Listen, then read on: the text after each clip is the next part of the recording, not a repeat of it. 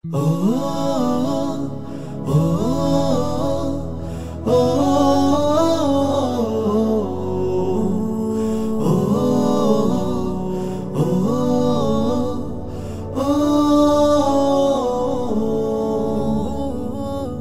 কায়েমের করে আলোচনা, আগামীর স্বপ্ন দেখায়, কোরআন হাদিসের প্রচারণায় মুক্তির দিকে ডেকে যায়। দিন কায়েমের করে আলোচনা, আগামীর স্বপ্ন দেখায়, কোরআন হাদিসের প্রচারণায় মুক্তির দিকে ডেকে যায়। দাওয়াতের ময়দানে আছে মুমিন প্রাণে আল্লামা সাঈদীর উত্তরসূরি।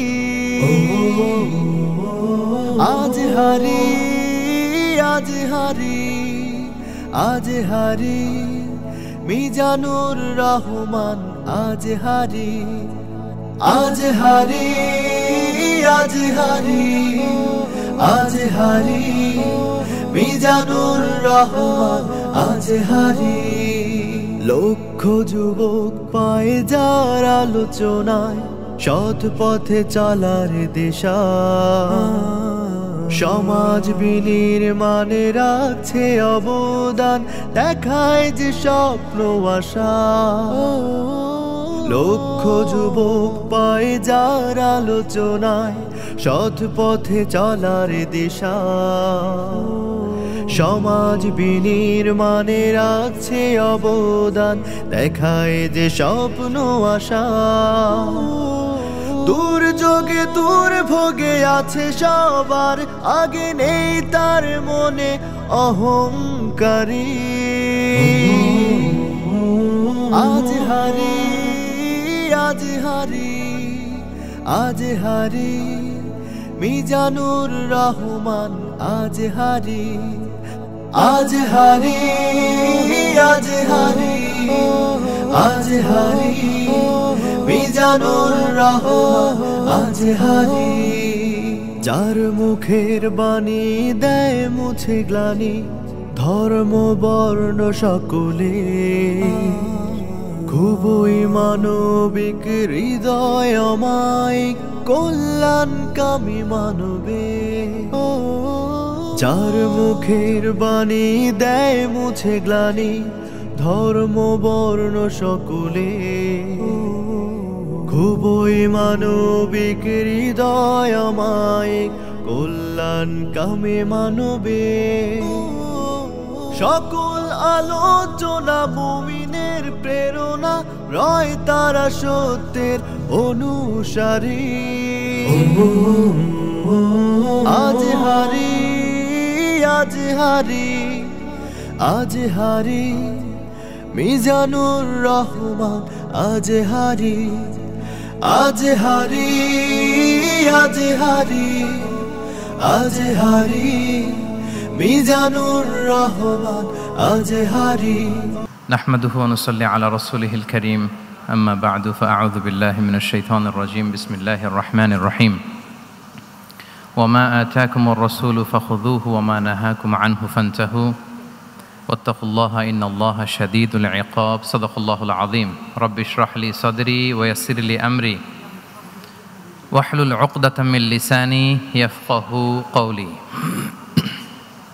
গার্ডিয়ান রিসার্চ ফাউন্ডেশনের আয়োজনে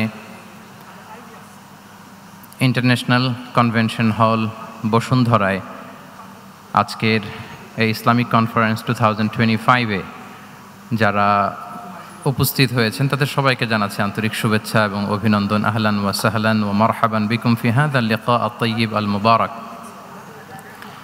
আশা করছি আপনারা সবাই ভালো আছেন, সুস্থ আছেন, নিরাপদে আছেন এবং আল্লাহ তাআলার কাছে দোয়া করি এবং কামনা করি যে আল্লাহ তাআলা আপনাদের সবাইকে ভালো রাখুন, সুস্থ রাখুন, নিরাপদে রাখুন এবং ঈমানের সাথে রাখুন। আমরা শুরুতে আল্লাহ রাব্বুল ইজ্জা ওয়াল জালালের দরবারে লাখো কোটি শুকর এবং সুজুদ জ্ঞাপন করছি যে আল্লাহ তাআলা আমাদেরকে আজকে এরকম চমৎকার একটি পরিবেশে কিছু দিনই কথা শুনবার সুযোগ করে দিয়েছেন। আমরা সবাই পড়ছি কালিমাতুশ শুকর, আলহামদুলিল্লাহ।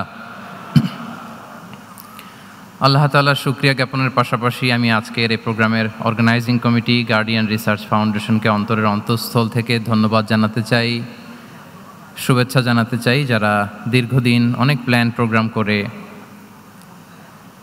আজকে এই চমৎকার প্রোগ্রামটির আয়োজন করেছেন।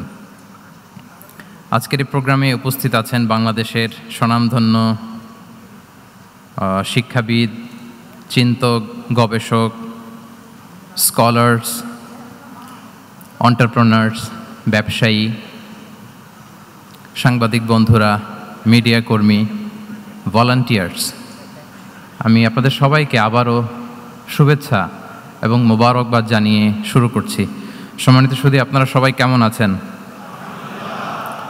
আলহামদুলিল্লাহ, আমরা সবাই ভালো আছি। অনেক চমৎকার চমৎকার টপিকে আপনারা আজকে কথা শুনেছেন। আমি দেখেছি যে ইসলামোফোবিয়া নিয়ে এখানে লেকচার হয়েছে, গ্লোবালাইজেশন অফ ইসলাম নিয়ে কথা হয়েছে, প্যারেন্টিং নিয়ে কথা হয়েছে। বাংলাদেশের অনেক বিশ্ববিদ্যালয়ের ভাইস চ্যান্সেলর যারা, ওনারা এখানে আছেন, অনেক আলেম ওলামারা আছেন, আমাদের উস্তাদ সমতুল্য অনেক আসাতেজায়ে কেরাম অতিথিদের সারিতে বসে আছেন। আমি এখানে সর্বশেষ অধিবেশনের কথা না বলে ওনাদের মুখ থেকে কথা শুনতে পারলেই হয়তো আমরা আরও অনেক কিছু শিখতে পারতাম। তারপরেও যেহেতু প্রোগ্রামের ডেকোরাম অনুযায়ী একটা টপিকে আমাকে কিছু কথা বলবার সুযোগ করে দেওয়া হয়েছে, আমি অত্যন্ত সম্মানিত বোধ করছি যে এরকম একটি প্রোগ্রামে আমি কিছু কথা বলবার সুযোগ পাচ্ছি। আমাদের হলরুমের একেবারে পেছনে উপরের গ্যালারিতে আমাদের বোনেরা এবং কচিকাচা সোনামণির যারা এসছে তাদেরকেও শুভেচ্ছা জানিয়ে শুরু করছি। সম্মানিত সুধী, আমি অনেককে দেখতে পাচ্ছি মোবাইল দিয়ে আপনারা ভিডিও ধারণ করছেন। আপনাদের অনেক কষ্ট হচ্ছে, আমি বুঝতে পারছি। তো আমি চাই না যে আপনারা এই কষ্টটুকু কন্টিনিউ করেন। আমি বিনীতভাবে বলবো যে মোবাইলগুলো আমরা সবাই পকেটে রাখি। Mobile should be in pocket, শুরু থেকে শেষ পর্যন্ত সবাই। আসলে এরকম ইনডোর সেশনে কথা বলার সুযোগ আমাদের খুব হয় না। দেশের বাইরে আমার কিছু এক্সপিরিয়েন্স আছে, দেশে আমরা শুরু করছি ধাপে ধাপে। তো এই যে দিনী হালাকাগুলোতে one to one, brain to brain কানেক্টিভিটিতে বেশি ফায়দা হয়। এই ইন্টারেকশনে অনেক কিছু শেখা যায়, জানা যায়। মোবাইলে স্ক্রিনে তো সবসময় দেখা যায়, ইউটিউবে সার্চ দিলেই যে কোনো বক্তার আলোচনা আমরা চাইলেই শুনতে পারি। কিন্তু যখন আমরা সরাসরি ইন্টারেকশন করব, eye to eye, brain to brain, তখন আমার মনে হয় মোবাইলগুলো ব্যবহার না করে আমরা যদি সরাসরি নিজেরা কানেক্টিভিটি বাড়াই, ইন্টারেক্ট করি, এটা বেশি ভালো হয়। এজন্য শুরুতেই আমি অত্যন্ত বিনয়ের সাথে অনুরোধ করে রাখবো, সবাই আমরা মোবাইলগুলো পকেটে রাখি। ভিডিও ধারণ করবার প্রয়োজন হলে এখানে অথরাইজড মিডিয়ার লোকজন আছেন। 21 টিভি এটা লাইভ কভার করছে। আরও আমাদের অথরাইজড কিছু ভাইরা এখানে স্টিল পিকচার নেয়া, তারপর সংবাদ চ্যানেলের জন্য ভিডিও নেয়া, এটা করছে। ওনারা ছাড়া আমরা কেউ যেন মোবাইল ব্যবহার না করি, আমি বিনীত অনুরোধ রাখবো। এত অ্যানাউন্সমেন্ট দেওয়ার পরেও তারপরও কিছু ভাই খুব দায়িত্বশীলতার সাথে ভিডিও করেই যাচ্ছেন, মাশাআল্লাহ।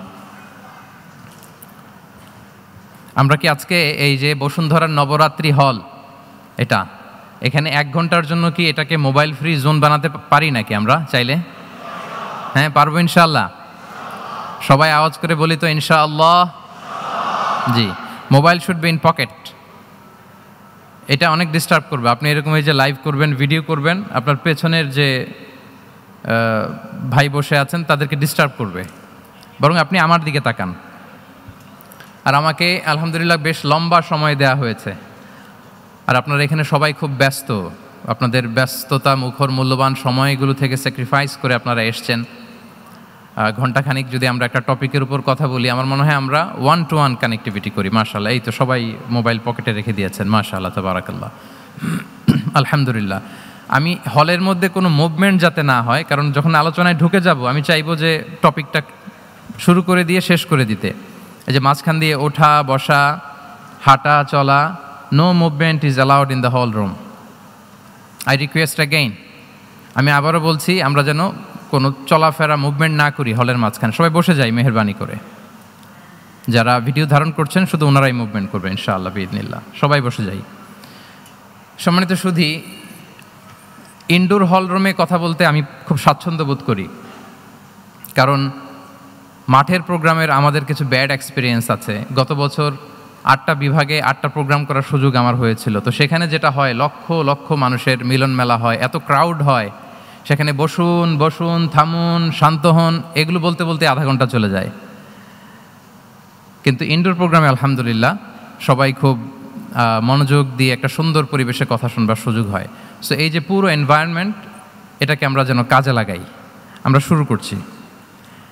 আমি যে টপিকটা নিয়ে আজকে আলোচনা করব সেটা হচ্ছে prophetic mindset through the lens of সিরা or through the lens of সুন্নাহ। নববী মনস্তত্ত্ব সিরাতের আয়নায় রাসূল সাল্লাল্লাহু আলাইহি ওয়াসাল্লাম, ওনার মাইন্ডসেট কেমন ছিল? মাইন্ডসেট শব্দটার সাথে আমরা মোটামুটি পরিচিত না সবাই, কি বলেন? আমি কিন্তু মাঝে মাঝে জিজ্ঞেস করব যদি আপনারা অনুমতি দেন, আর প্রশ্ন করার পরে যদি আপনারা উত্তর দেন তাহলে আমি বুঝবো যে খুব বুঝতেছেন আপনারা আমার আলোচনা, ধরতে পারতেছেন পয়েন্টগুলো। মাইন্ডসেট শব্দটার সাথে আমরা পরিচিত কিনা সবাই? মাইন্ডসেট মানে কি? মনস্তত্ত্ব, তাই তো? মনস্তত্ত্ব, মানুষের মেন্টাল অ্যাটিটিউড, সে যেভাবে ভাবে, যেভাবে চিন্তা করে, একটা মানুষ তার চারপাশের জগৎটাকে যেভাবে দেখে, যেভাবে ভাবে, যেভাবে চিন্তা করে এবং যেভাবে সে সিদ্ধান্ত নেয়, এটাকে বলে তার mindset, the way of thinking. তো রাসূলুল্লাহ সাল্লাল্লাহু আলাইহি ওয়াসাল্লামের মাইন্ডসেট কেমন ছিল?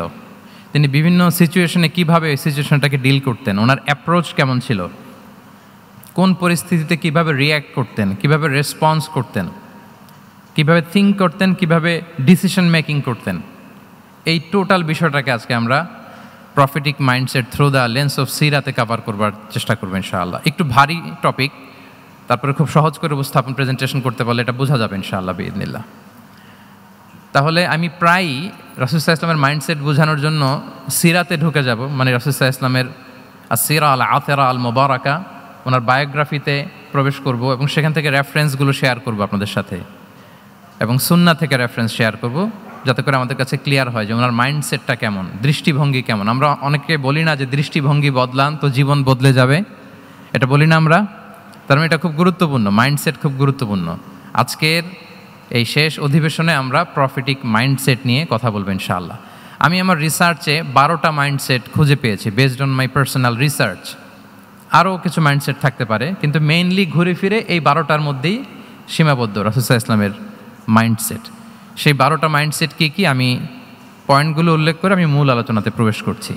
প্রথম হচ্ছে গড সেন্ট্রিক মাইন্ডসেট, 2 নম্বরে ভিশন ওরিয়েন্টেড, 3 নম্বরে উইজডম ড্রিভেন, 4 নম্বরে রিফর্ম সেন্ট্রিক, 5 নম্বরে ওপেন মাইন্ডেড, 6 নম্বর এন্টারপ্রেনাল, 7 নম্বর কনসিডারেট, 8 নম্বর ট্রান্সপারেন্ট, 9 নম্বর অ্যাপ্রিসিয়েটিভ, 10 নম্বর হচ্ছে ফ্লেক্সিবল, 11 নম্বর অপটিমিস্টিক, 12 নম্বর হচ্ছে রেজিলিয়েন্ট। এই 10টা mindset based on my research, আমার ক্ষুদ্র গবেষণা আমি খুঁজে পেয়েছি যে রাসূল সাল্লাল্লাহু আলাইহি ওয়াসাল্লাম এই ধরনের মানসিকতার অধিকারী ছিলেন, এই অ্যাপ্রোচের অধিকারী ছিলেন। তো এই 12টা পয়েন্টে যদি 5 মিনিট করেও কথা বলি তাহলে 5-12 প্রায় 60 মিনিট, 1 ঘন্টা। তো আপনাদের কি ধৈর্য কুলাবে 1 ঘন্টা সময় ব্যয় করা? আল্লাহু আকবার, মাশাআল্লাহ, তাবারাকাল্লাহ। তো আমরা শুরু করি, দেখি কতটুকু আপনারা এনজয় করেন। প্রথম যেই মাইন্ডসেটটা নিয়ে আমরা আলোচনা করব সেটা হচ্ছে গড সেন্ট্রিক মাইন্ডসেট বা আল্লাহ সেন্ট্রিক মাইন্ডসেট। অর্থাৎ রাসূল সাল্লাল্লাহু আলাইহি ওয়াসাল্লাম যে কোনো কাজে তিনি আল্লাহ তাআলাকে ফিল করতেন, আল্লাহ তাআলাকে তিনি অনুভব করতেন, ফিল করতেন। সব কিছু ছিল আল্লাহ তাআলা কেন্দ্রিক, যাই তিনি করতেন না কেন একজন মহান সত্তার সন্তুষ্টির জন্যই তিনি সেটা করতেন। তিনি কে? আওয়াজ করে বলুন, তিনি কে? আল্লাহ সুবহানাহু ওয়া তাআলা।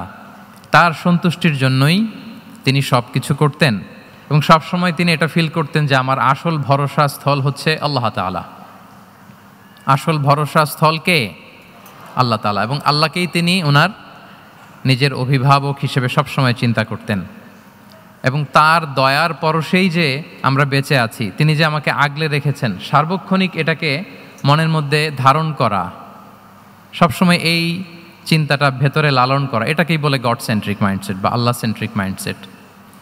এই মাইন্ডসেটের অধিকারী যদি আপনি হতে পারেন, আপনি একটা ডিভাইন পাওয়ার শিল্ডের ভেতরে থাকবেন, একটা ডিভাইন প্রোটেকশনে থাকবেন।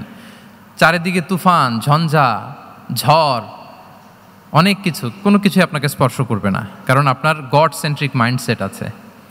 একটা মহা শক্তিধর সত্তার সাথে আপনার সংযোগায়ন আছে, কানেক্টিভিটি আছে। সো প্রথম মাইন্ডসেটটা হচ্ছে গড সেন্ট্রিক মাইন্ডসেট। রাসূল সাল্লাল্লাহু আলাইহি ওয়াসাল্লাম সবসময় সব কিছু আল্লাহ তাআলার সন্তুষ্টির জন্য করতেন, এবং তিনি ভাবতেন আমার কেউ না থাক, আল্লাহ আছে। যার কেউ নাই তার কে থাকে? বলুন তো সবাই, যার কেউ নাই তার কে আছে? আল্লাহ আছে। এটাই হচ্ছে গড সেন্ট্রিক মাইন্ডসেট। আসুন আমরা সিরাতের ভেতরে ঢুকে যাই। যেহেতু আমরা বলেছি থ্রু দ্য লেন্স অফ সিরাতের পরতে পরতে, সুন্নার পরতে পরতে আমরা দেখব যে তিনি গড সেন্ট্রিক মাইন্ডসেটের অধিকারী ছিলেন কিনা। আল্লাহর হাবিব সাল্লাল্লাহু আলাইহি ওয়াসাল্লাম একবার একটা যুদ্ধ থেকে ফেরার পথে মরুভূমির মাঝখানে সেনাবাহিনীকে থামিয়ে বিশ্রামের ঘোষণা দিলেন যে তোমরা একটু বিশ্রাম নাও। তো উনি একটা গাছের নিচে বিশ্রামের জন্য গেলেন এবং সেখানে গাছের ডালে ওনার তলোয়ারটা ঝুলিয়ে রাখলেন, ঝুলিয়ে বিশ্রাম নিতে লাগলেন, ঘুমিয়ে পড়লেন। হঠাৎ এক বেদুইন এসে রাসূল সাল্লাল্লাহু আলাইহি ওয়াসাল্লামের এই কোষবদ্ধ তলোয়ারটা কোষমুক্ত করে এরকম হাতে নিল। রাসূল সাল্লাল্লাহু আলাইহি ওয়াসাল্লাম ঘুম থেকে জেগে উঠলেন। এবার বেদুইন বলতে আরম্ভ করলো, মাইয়ামনাউকা মিন্নি, এই মুহাম্মদ তোমাকে এবার কে বাঁচাবে বলো, এই তো আমার হাতে তলোয়ার, কে বাঁচাবে? সাথে সাথেই আল্লাহর হাবিব সাল্লাল্লাহু আলাইহি ওয়াসাল্লাম উনি উত্তরে বললেন আল্লাহ। উত্তরে কি বললেন? কোনো চিন্তা ভাবনা নাই যে ওরে আঘাত করা যায় কিনা পাল্টা, বা কোনোভাবে ওর কনফিডেন্স ডাউন করা যায় কিনা, এদিক সেদিক কারো সাপোর্ট চাওয়া যায় কিনা, কোনো দিকে না তাকিয়ে কি বললেন? আওয়াজ করে বলুন সবাই, কি বললেন? আল্লাহ। তাহলে এই যে this is the powerful example of god centric mindset. সবসময় তিনি আল্লাহ কেন্দ্রিক ছিলেন। সবসময় কি ছিলেন? আল্লাহ কেন্দ্রিক ছিলেন। এটাকে বলে গড সেন্ট্রিক মাইন্ডসেট। যে কোনো পরিস্থিতিতে তিনি আল্লাহ যে আমার সাথে আছেন এটা কল্পনা করতেন। এবং সুনানে আবু দাউদের একটি বর্ণনা এসেছে, রাসূল সাল্লাল্লাহু আলাইহি ওয়াসাল্লাম কানা নবী সাল্লাল্লাহু আলাইহি ওয়াসাল্লাম ইযা হাযাবাহু আমরুন সাল্লা, তাকে যখন কোনো জিনিস বিচলিত করত তিনি জায়নামাজের মুসল্লায় দাঁড়িয়ে যেতেন, সালাতের জন্য দাঁড়িয়ে যেতেন। বিপদে পড়লেই আল্লাহর কাছে সেটা সঁপে দিতেন, শেয়ার করতেন। আমরা বর্তমানে কোনো বিপদে পড়লেই কি করি? আগে কোথায় শেয়ার করি? ফেসবুকে। বলেন, আমার জীবনে কোনো দুর্ঘটনা কিছু হইলেই আমরা কোথায় শেয়ার করি? করেন আপনারা? ফেসবুকে শেয়ার করেন? আসলে করা উচিত কার সাথে? হ্যাঁ, আমার স্ত্রীর সাথে শেয়ার করার আগেও শেয়ার করব কার সাথে? আমার বন্ধুর সাথে শেয়ার করার আগেও শেয়ার করব কার সাথে? আল্লাহর সাথে। আমরা যদি হিজরতের ঘটনাটাকে একটু অ্যানালাইজ করি তাহলে দেখব যে গারে সাউরে যখন আল্লাহ রাসূল সাল্লাল্লাহু আলাইহি ওয়াসাল্লাম এবং আবু বকর রাদিয়াল্লাহু তাআলা আনহু ওনারা আশ্রয় নিয়েছিলেন রাত্রিবেলায়, কুরাইশরা যখন খুঁজতেছিল, আবু বকর রাদিয়াল্লাহু তাআলা আনহু বলেন যে কুরাইশদের পা দেখা যাচ্ছে, ওরা যে হেঁটে যাচ্ছে, একটু উকি মারলেই আমাদেরকে দেখা যায়। তিনি অত্যন্ত ভীত সন্ত্রস্ত, তটস্থ, নিজের জন্য নয়, রাসূল সাল্লাল্লাহু আলাইহি ওয়াসাল্লামের সেফটির জন্য। রাসূল সাল্লাল্লাহু আলাইহি ওয়াসাল্লাম আবু বকর রাদিয়াল্লাহু তাআলা আনহুকে বলেন যে আবু বকর চিন্তা করো না, লা তাহসান ইন্নাল্লাহা মা'ানা, আবু বকর চিন্তা করো না, আল্লাহ আমাদের সাথে আছেন। সুবহানাল্লাহ। আমাদের সাথে কে আছেন? আল্লাহ আমাদের সাথে আছেন। এটা হচ্ছে গড সেন্ট্রিক মাইন্ডসেটের উদাহরণ। আপনার মনকে বুঝাতে হবে যে আল্লাহ আমার সাথে আছে। মনকে তুমি বুঝিয়ে বলো আল্লাহ আছে আমার সাথে। এই বাক্যটা মুখস্থ করা যাবে? মনকে তুমি বুঝিয়ে বলো আল্লাহ আছেন আমার সাথে। আপনার পুরো জীবনের সব কাজের সাথে যদি এই বাক্যটাকে মিলিয়ে ফেলতে পারেন দেখবেন যে কোনো কিছুই আপনার ক্ষতি করতে পারতেছে না। এটাকে বলে গড সেন্ট্রিক মাইন্ডসেট। আল্লাহ আমার সাথে আছেন, কেউ নাই কিন্তু আল্লাহ তাআলা আমার সাথে আছেন। এবং গড সেন্ট্রিক মাইন্ডসেটের সবচেয়ে বড় সুবিধা হচ্ছে আপনার মনে কখনো হতাশা কাজ করবে না, হতাশা বাঁধবে না, কারণ আপনার সাথে এক মহাশক্তিধরের কানেক্টিভিটি আছে। তিনি কে বলুন তো আওয়াজ করে? তিনি আল্লাহ। হতাশা আসবে না। এই যে আমাদের জাতীয় জীবনের এখন সবচাইতে বড় বড় সমস্যাগুলোর যদি আমরা লিস্ট করি, একটা বড় সমস্যা হচ্ছে ডিপ্রেশন, তাই না? আমরা ডিপ্রেশনে ভুগি না? আপনাদের ডিপ্রেশন হয় কখনো? আচ্ছা, ডিপ্রেশন কাকে বলে আগে বলে। ডিপ্রেশন হচ্ছে আপনার আর আপনার রবের মাঝে যে দূরত্ব, এটার নাম ডিপ্রেশন। আই রিপিট, আমার আর আমার রবের মাঝে যে গ্যাপ, আমাদের সম্পর্কের যে দূরত্ব, এটার নাম কি? ডিপ্রেশন। আপনি যত আল্লাহর সাথে সম্পর্ক জোরদার করতে পারবেন, ডিপ্রেশন আপনার থেকে দৌড়ে পালাবে। এজন্য আমাদের বিশ্বাসীদের জীবনে কোনো ডিপ্রেশন নাই। আছে? আমাদের ডিকশনারিতে কোনো ডিপ্রেশন আছে বলেন তো? আমাদের সাথে আল্লাহর সম্পর্ক কেমন বলেন? মজবুত? আলহামদুলিল্লাহ পড়ুন সবাই। তাহলে ডিপ্রেশন হচ্ছে আপনার আর আপনার রবের মাঝে যে দূরত্ব, এই দূরত্ব দূর করে দেন, ডিপ্রেশন আপনিই পালাবে। আচ্ছা, আমরা আরও কিছু সিরা থেকে ইনসিডেন্ট নিয়ে দেখি যে গড সেন্ট্রিক মাইন্ডসেটটা কেমন। দ্বিতীয় হিজরিতে যে বদরের যুদ্ধ হলো, সে বদরের যুদ্ধে ইবনে মাসউদ রাদিয়াল্লাহু তাআলা আনহু তিনি বর্ণনা করেন যে আল্লাহ রাসূল সাল্লাল্লাহু আলাইহি ওয়াসাল্লাম আগামীকাল যুদ্ধ এর আগের দিন রাতে তিনি হাত তুলে এরকম দোয়া করতেছিলেন। আমরা তো এইভাবে দোয়া করি, আল্লাহর হাবিব সাল্লাল্লাহু আলাইহি ওয়াসাল্লাম তিনি দোয়া করতে করতে ইমোশনালি হাত এরকম উঁচু করে হাত্তা ইউরা বায়াদু ইবতাইহি, বগলের শুভ্রতা দেখা যাচ্ছিল, উনি দোয়া করতেছিলেন আল্লাহুম্মা আনজিজলি মা ওয়া'আতানি, আল্লাহুম্মা আতিনি মা ওয়া'আতানি, আল্লাহ তুমি যে বিজয় দিবে বলে প্রতিশ্রুতি করেছিল ওই বিজয় আমাদেরকে দাও, ওই ভিক্টরি আমাদেরকে দাও, দোয়া করছিলেন।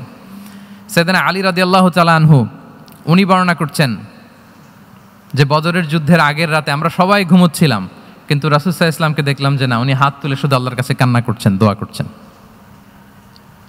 আবু বকর রাদিয়াল্লাহু তাআলা আনহু উনি বলেন যে আমি যে দেখলাম যে তিনি ফজর পর্যন্ত দোয়া চালিয়েই যাচ্ছিলেন, দোয়া চালিয়েই যাচ্ছিলেন, দোয়া কন্টিনিউ করছিলেন তিনি। এবং দোয়া করতে করতে রাসূল সাল্লাল্লাহু আলাইহি ওয়াসাল্লাম এতটাই ইমোশনাল হয়ে গেলেন যে ওনার গায়ের চাদরটা নিচে পড়ে গেল। আবু বকর রাদিয়াল্লাহু তাআলা আনহু যে বলেন ইয়া নবী আল্লাহ কাফাকা মুনাশাদাতুকা রাব্বাক ফাইন্নাহু সায়ুনজিজু লাকা মা ওয়া'দাক, হে নবী যথেষ্ট, এনাফ ইজ এনাফ, অনেক হয়েছে নবী, আন্না আর কাঁদতে হবে না, আপনার রব আপনাকে ভিক্টরি বা বিজয় দান করবে ইনশাআল্লাহ। তাহলে দেখেন যুদ্ধের আগের রাতে সেনাপ্রধান কি করে, এই কৌশল ওই কৌশল, কোন দিক দিয়ে অ্যাটাক করা যাবে, ওয়ার স্ট্র্যাটেজি ঠিক করে, তার সাথে যারা আছে তাদের সাথে পরামর্শ করে। কিন্তু রাসূল সাল্লাল্লাহু আলাইহি ওয়াসাল্লাম সব কিছু সেট করে দিয়ে কার সাথে কানেক্টিভিটি করেছেন বলুন তো? আল্লাহর সাথে। This is called God centric mindset, Allah centric mindset. আমার হৃদয়টা সবসময় কার সাথে জুড়ে থাকবে? আল্লাহর সাথে, কারণ উনি ছাড়া আমার কোনো ঠিকানাই নাই। এই যে একটা নাশিদ বাংলাদেশে আমি শুনেছিলাম, তুমি ছাড়া প্রভু আমি, শুনেছেন আপনারা? ঠিকানাবিহীন।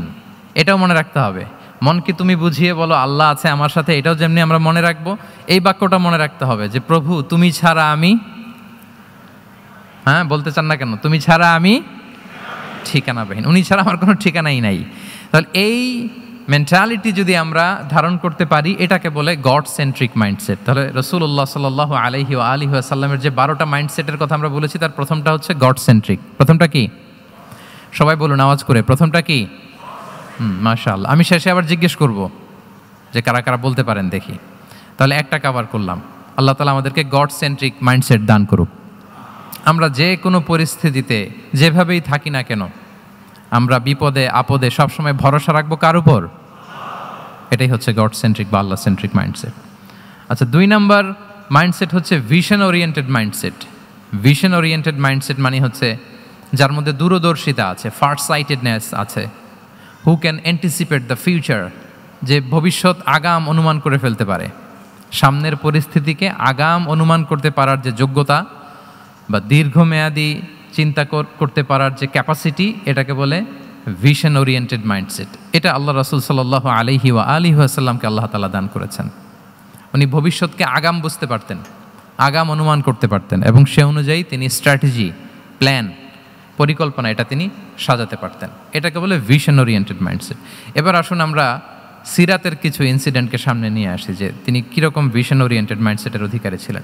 আমরা সবাই হুদাইবিয়ার ঘটনা জানি না? কত হিজরিতে ঘটেছিল বলুন তো সবাই? হ্যাঁ, কত? 6 হিজরিতে। লাকাদ সাদাকাল্লাহু রাসূলাহুর রুইয়া বিল হক লাতাদখুলুন্নাল মাসজিদাল হারামা ইনশাআল্লাহু আমিনিন।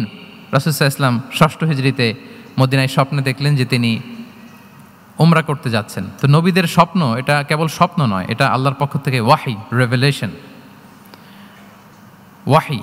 তো সেই হিসেবে তিনি 1400 সাহাবা নিয়ে উমরা করতে চলে গেলেন মক্কায়, কিন্তু মক্কাবাসী ঢুকতে দিল না, থামিয়ে দেয়া হলো। তো তখন একটা চুক্তি হয়েছিল, ভাইজান mobile should be in pocket. এই যে আপনি বলেছিলাম যে অডিয়েন্সে আমরা কেউ ভিডিও ধারণ করব না ইনশাআল্লাহ, আপনারা কথা দিয়েছিলেন আমরা 1-to-1 brain to brain connection করব, ভিডিও করবেন না প্লিজ।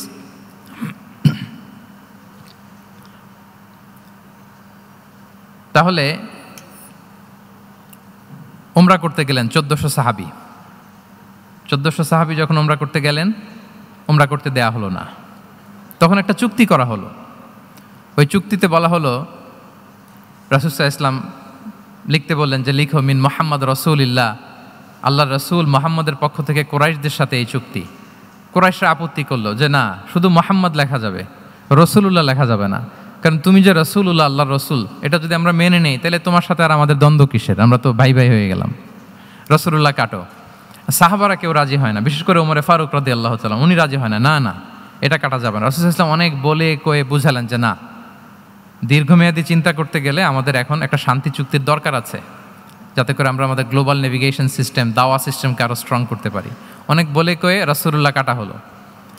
এরপর তারা বলে চুক্তিতে লিখো যে এই বছর উমরা করতে দেয়া হবে না, এই বছর ফিরে যাবেন আপনারা সবাই। এটাও সাহাবারা রাজি হয় না, আল্লাহ রাসূল সাল্লাল্লাহু আলাইহি ওয়াসাল্লাম রাজি হলেন। আবার আরেকটা ক্লোজে লেখা হলো যে আগামী বছর আসলেও 3 দিনের বেশি থাকা যাবে না, সেটাও রাজি হয়ে গেল রাসূল সাল্লাল্লাহু আলাইহি ওয়াসাল্লাম, সাহাবারা রাজি হচ্ছেন না। এরপর মক্কা থেকে কোনো লোক মদিনায় গেলে মদিনাবাসী তাকে রাখতে পারবে না, ফেরত দিতে হবে। কিন্তু মদিনা থেকে কোনো লোক মক্কায় আসলে মক্কাবাসী তাকে ফেরত দিতে বাধ্য থাকবে না। দেখেন, একটার পর একটা মুসলমানদের বিরুদ্ধে সব ক্লোজ যাচ্ছে, কোনো সাহাবীরাই রাজি হচ্ছেন না। কিন্তু আল্লাহ রাসূল সাল্লাল্লাহু আলাইহি ওয়া আলিহি ওয়াসাল্লাম তিনি বললেন যে না, লিখো লিখো। উমরে ফারুক রাদিয়াল্লাহু তাআলা আনহু এতটাই রাগান্বিত হলেন, তিনি প্রশ্ন করলেন, ইয়া রাসূলুল্লাহ আলাইসা আনতা নাবিয়্যুন হক, আপনি এই যে কম্প্রোমাইজের পর কম্প্রোমাইজ করে যাচ্ছেন, আপনি কি সত্য নবী নন, সত্য রাসূল নন?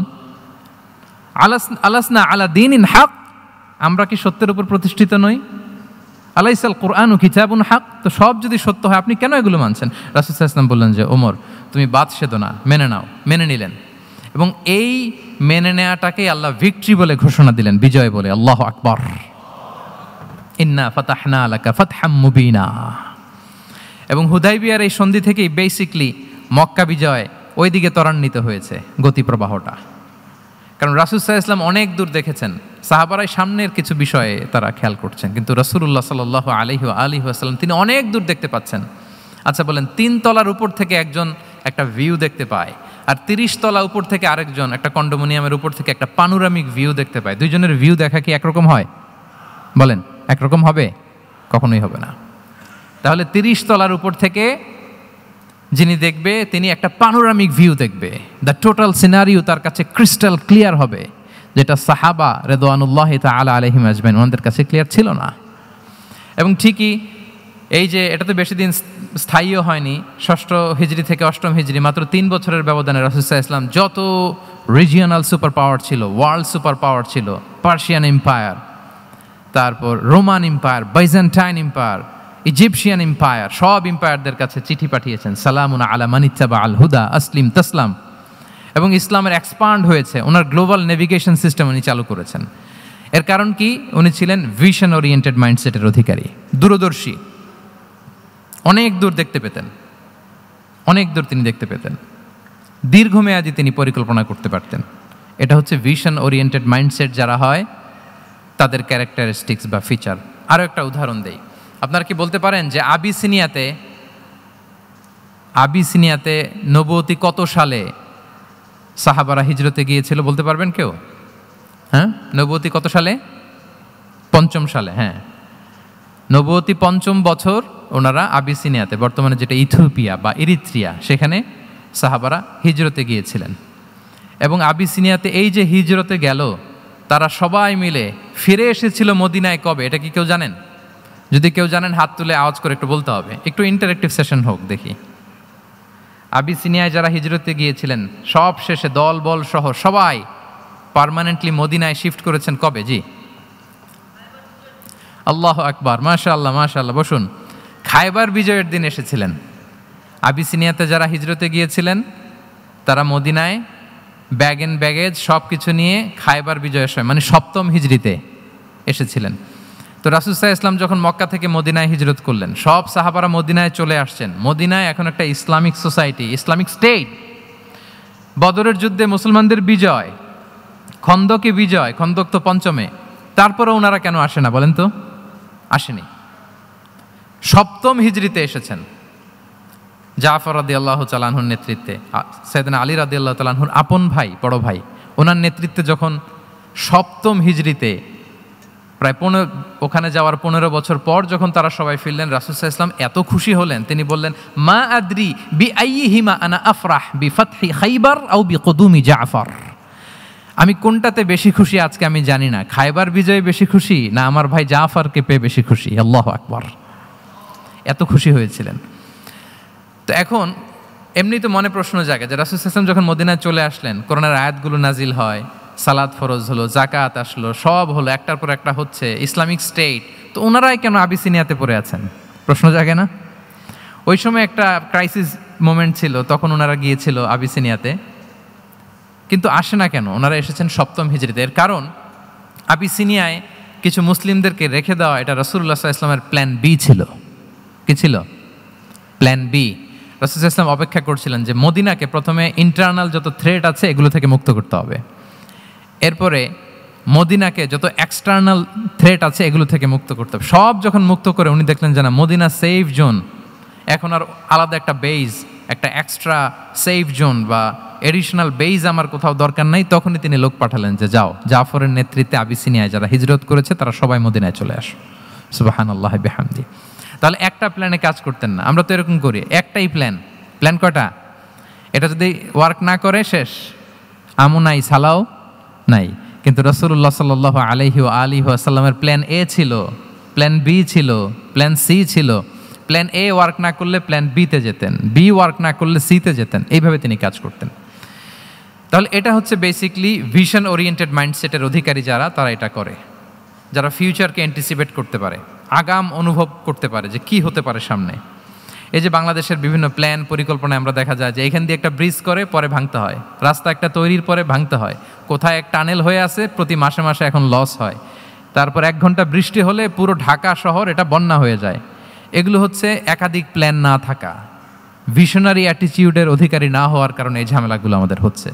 তো প্রফেটিক সিরার এই প্রফেটিক মাইন্ডসেট থেকে আমাদের নেয়ার বিষয় হচ্ছে এটা যে আমাদেরকে ভিশনারি অ্যাটিটিউডের হতে হবে। রাসূল সাল্লাল্লাহু আলাইহি ওয়াসাল্লাম ভিশন ওরিয়েন্টেড মেন্টালিটির ছিলেন।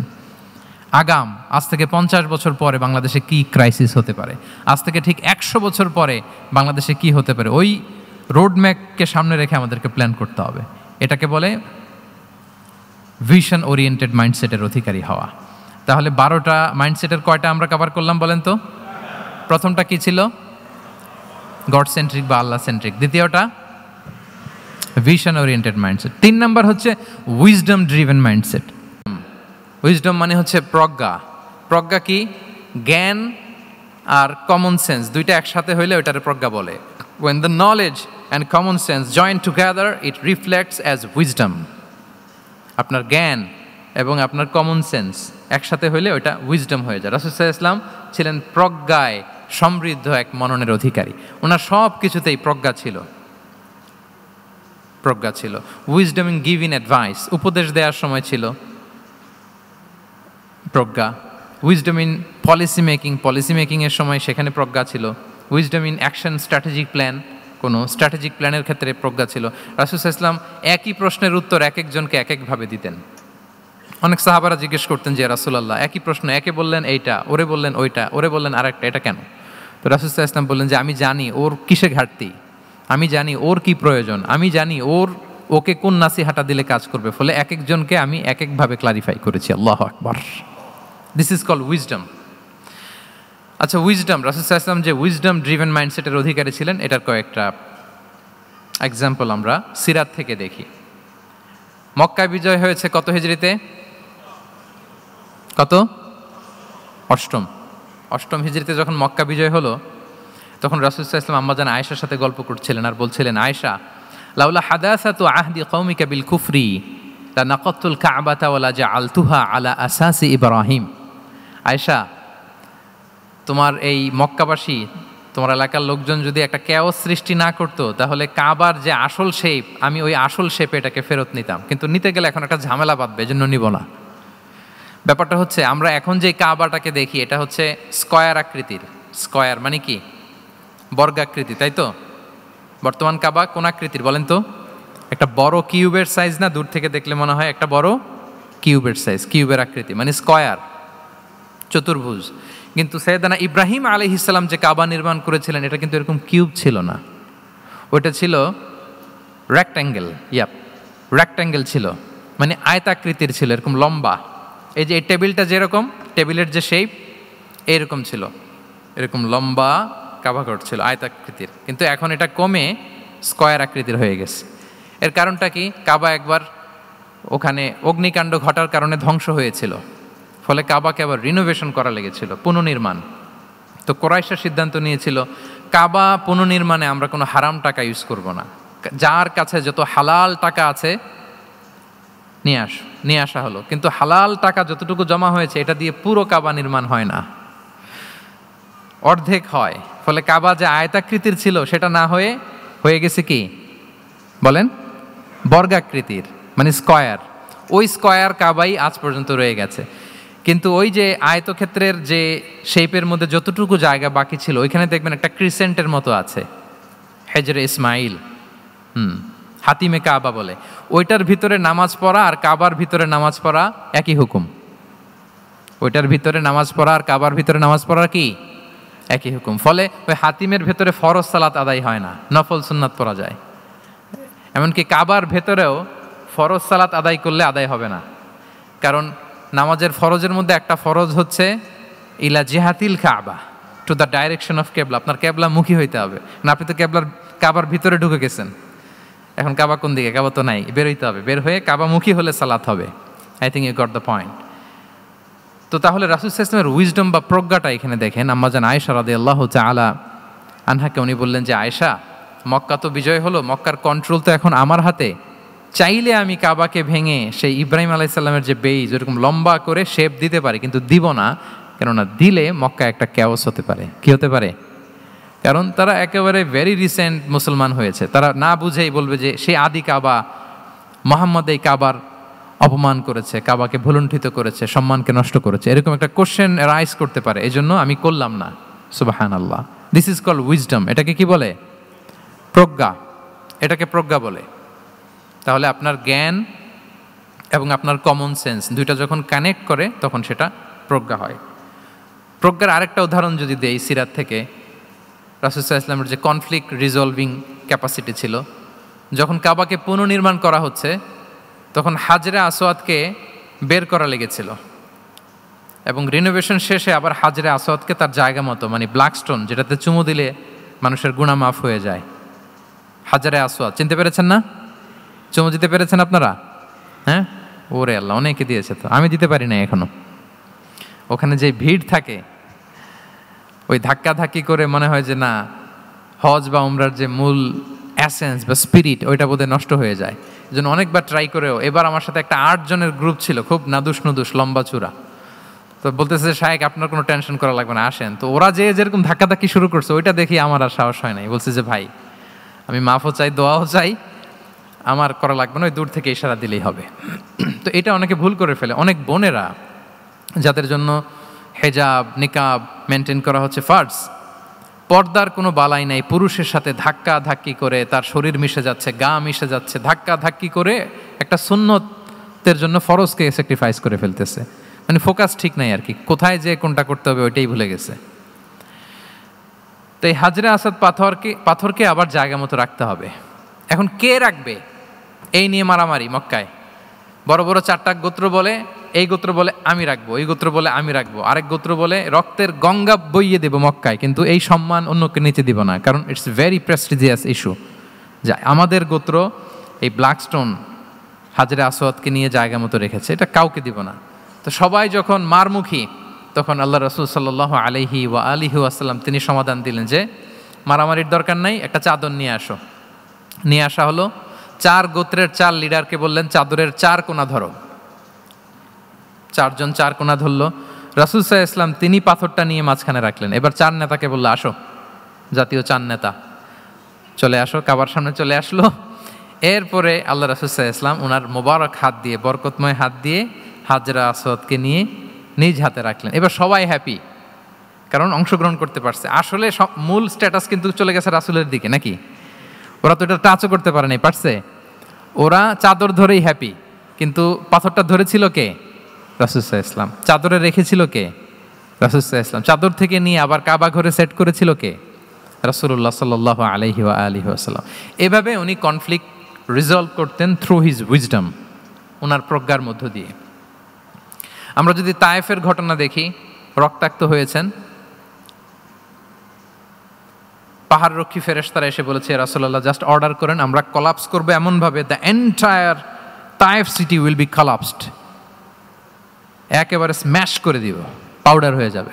রাসূল সাল্লাল্লাহু আলাইহি ওয়াসাল্লাম বললেন, না, বাল আরজু আন ইউখরিজাল্লাহু মিন আসলাবিহিম মান ইয়াবুদুল্লাহা ওয়াহদাহু ওয়া লা ইউশরিকু বিহি শাইআ। তিনি বললেন, না, ওদেরকে ধ্বংস করে দিও না, ওদেরকে ধ্বংস করলে লা ইলাহা পড়বে কে? সুবহানাল্লাহ। কি উইজডম ড্রিভেন ছিলেন উনি। উনি বলেন যে আমি আশা করি, প্রত্যাশা রাখি, দোয়া করি যে ওরা আমাকে প্রত্যাখ্যান করেছে, কিন্তু ওদের যে নেক্সট জেনারেশন, ওরা সাক্ষী দেবে আশহাদু আল্লাহ ইলাহা ইল্লাল্লাহ ওয়া আশহাদু আন্না মুহাম্মাদার রাসূলুল্লাহ। এবং তাই হয়েছে। এখন তায়েফে যান, চারদিক থেকে আল্লাহু আকবার ধ্বনিতে মুখরিত তায়েফ, এবং এত চমৎকার শহর, এটা একটা ট্যুরিস্ট ডেস্টিনেশন হয়ে গেছে। সৌদি আরবিয়াতে যারা যায়, তায়েফ না গেলে লোকদের ভালো লাগে না। ঠান্ডা, সবুজ শ্যামল, রেইনফল হয়, ফলমূল পাওয়া যায়। আব্দুল্লাহ ইবনে আব্বাস রাদিয়াল্লাহু তাআলা আনহুর স্মৃতিধন্য মসজিদ আছে, অনেকগুলো ইউনিভার্সিটি আছে, ইসলামিক ইনস্টিটিউশন আছে। এই যে নয়নাভিরাম তায়েফ, এটা রাসূল সাল্লাল্লাহু আলাইহি ওয়াসাল্লামের উইজডমের ফসল, ঠিক কিনা বলেন? ওই দিন যদি রাগের চোটে বলতো যে হ্যাঁ দাও, স্ম্যাশ করে দাও, তাইলে এই যে যারা শাহাদা পড়েছে, মুসলিম হয়েছে, এটা কিন্তু হতো না। তাহলে এটা হচ্ছে রাসূল সাল্লাল্লাহু আলাইহি ওয়াসাল্লামের প্রজ্ঞার একটা উদাহরণ। আরও একটা উদাহরণে যাই। রাসূল সাল্লাল্লাহু আলাইহি ওয়াসাল্লাম যখন আকাবার দ্বিতীয় শপথ করে ফেললেন ইয়াসরিববাসীর সাথে, তখনও মদিনা হয়নি, তো তখন মদিনাবাসী বলল যে রাসূলুল্লাহ, আপনি তো এখনও হিজরত করবেন না, তো আমাদেরকে কোরআন শিখাবে কে, সালাত শিখাবে কে? আপনি একজন দায়ী পাঠান, আমাদের সাথে একজন টিচার দেন। রাসূল সাল্লাল্লাহু আলাইহি ওয়াসাল্লাম তখনও মদিনাতে হিজরতে যাননি, আমাদের সাথে একজন দায়ী পাঠাবেন। তো রাসূল সাল্লাল্লাহু আলাইহি ওয়াসাল্লাম একজনকে দায়ী হিসেবে পাঠিয়েছিলেন। বলেন ওই দায়ীর নাম কি? কি নাম? মুসআব ইবনে উমাইর রাদিয়াল্লাহু তাআলা আনহু, যিনি উহুদের যুদ্ধে শহীদ হয়েছিলেন, উনাকে পাঠিয়েছিলেন। দেখেন, উনি আবু বকর রাদিয়াল্লাহু তাআলা আনহুকে পাঠান নাই, পাঠিয়েছেন ওমরে ফারুককে, ওসমান রাদিয়াল্লাহু তাআলা আনহু, আলী রাদিয়াল্লাহু তাআলা আনহু, কাউকে পাঠাইছেন? কারে পাঠালেন? মুসআবকে। এর কারণ হচ্ছে উনি দেখতে খুব স্মার্ট ছিলেন, খুব ড্যাশিং ফেসের অধিকারী ছিলেন, এলিট ফ্যামিলি, মক্কার এলিট ফ্যামিলির একজন যুবক ছিলেন, এবং উনি সবচাইতে দামি দামি পারফিউম কালেক্ট করে ওইটা দিতেন। উনি মক্কার কোনো রাস্তা দিয়ে হেঁটে গেলে লোকজন বুঝতো এই রাস্তা দিয়ে কিছুক্ষণ আগে হেঁটে গিয়েছে মুসআব ইবনে উমাইর। সুবহানাল্লাহ। আমরা বাংলায় বলি না যে আগে দর্শনদারি পরে গুণবিচারী, এই কথাটার সাথে পরিচিত আপনারা? আগে দর্শনদারি পরে গুণবিচারী। আল্লাহ তাআলা এক একজনকে আমাদেরকে এক এক অবয়বে সৃষ্টি করেছেন। হুয়াল্লাযী ইউসাউবিরুকুম ফিল আরহামি কাইফা ইয়াশা। আল্লাহর একটা নাম হচ্ছে তিনি আল মুসাউবির, দ্য ডিজাইনার। মায়ের গর্ভে থাকতেই আমাদের কার চেহারা, কার কণ্ঠস্বর, কার স্কিন কালার, কে কীরকম হব, সব ফিক্স তিনি ঠিক করে দিয়েছেন। এটা আল্লাহর দেয়া। কিন্তু রাসূল সাল্লাল্লাহু আলাইহি ওয়াসাল্লামের উইজডমের ব্যাপার হচ্ছে তিনি আবু বকর রাদিয়াল্লাহু তাআলা আনহু, ওমর রাদিয়াল্লাহু তাআলা আনহু, ওসমান আলী, কাউকে চুজ না করে কাকে পাঠালেন? মুসআব ইবনে উমাইরকে। যে তাকে দেখলেই সবাই আগে পাগল হয়ে যায়, মানে ইমপ্রেস হয়ে যায়। হ্যাঁ, ফার্স্ট ইমপ্রেশনটা তার খুব ভালো, খুব ভালো। উনি মুসআব ইবনে উমাইরকে পাঠালেন, এবং যেই প্ল্যান সেই কাজ। উনি যে পুরো মদিনা কাঁপায় ফেলছেন, মাশাআল্লাহ। মদিনার ঘরে ঘরে উনি ইসলামের বার্তা পৌঁছে দিয়েছেন, এবং স্বয়ং রাসূলুল্লাহ সাল্লাল্লাহু আলাইহি ওয়াসাল্লামের আগে তিনি মদিনাতে জুমার নামাজ পড়েছিলেন। কারণ জুমার বিধান আসছে, কিন্তু মক্কা এমন একটা ল্যান্ড যেখানে এখনও জুমা পড়া আবশ্যক হয় নাই, চারদিকে কুফর বেষ্টিত। তো রাসূল সাল্লাল্লাহু আলাইহি ওয়াসাল্লাম লোক পাঠিয়েছেন যে জুমার বিধান এসছে, মুসাব তুমি কিন্তু মদিনায় যারা আছে তাদেরকে নিয়ে জুমা পড়ে ফেলো। তো মুসাব রাদিয়াল্লাহু তাআলা আনহু স্বয়ং রাসূলুল্লাহ সাল্লাল্লাহু আলাইহি ওয়াসাল্লামের আগে রাসূল সাল্লাল্লাহু আলাইহি ওয়াসাল্লামের পারমিশন নিয়ে মদিনাতে জুমা কায়েম করে ফেলছে। সুবহানাল্লাহ। এত আসতে বললে হবে? সুবহানাল্লাহি ওয়া বিহামদিহি। দেখেন, উইজডম ড্রিভেন পার্সোনালিটির অধিকারী ছিলেন, প্রজ্ঞার অধিকারী ছিলেন, অন্য কাউকে পাঠাননি। কাকে পাঠিয়েছেন? মুসআব ইবনে উমাইর।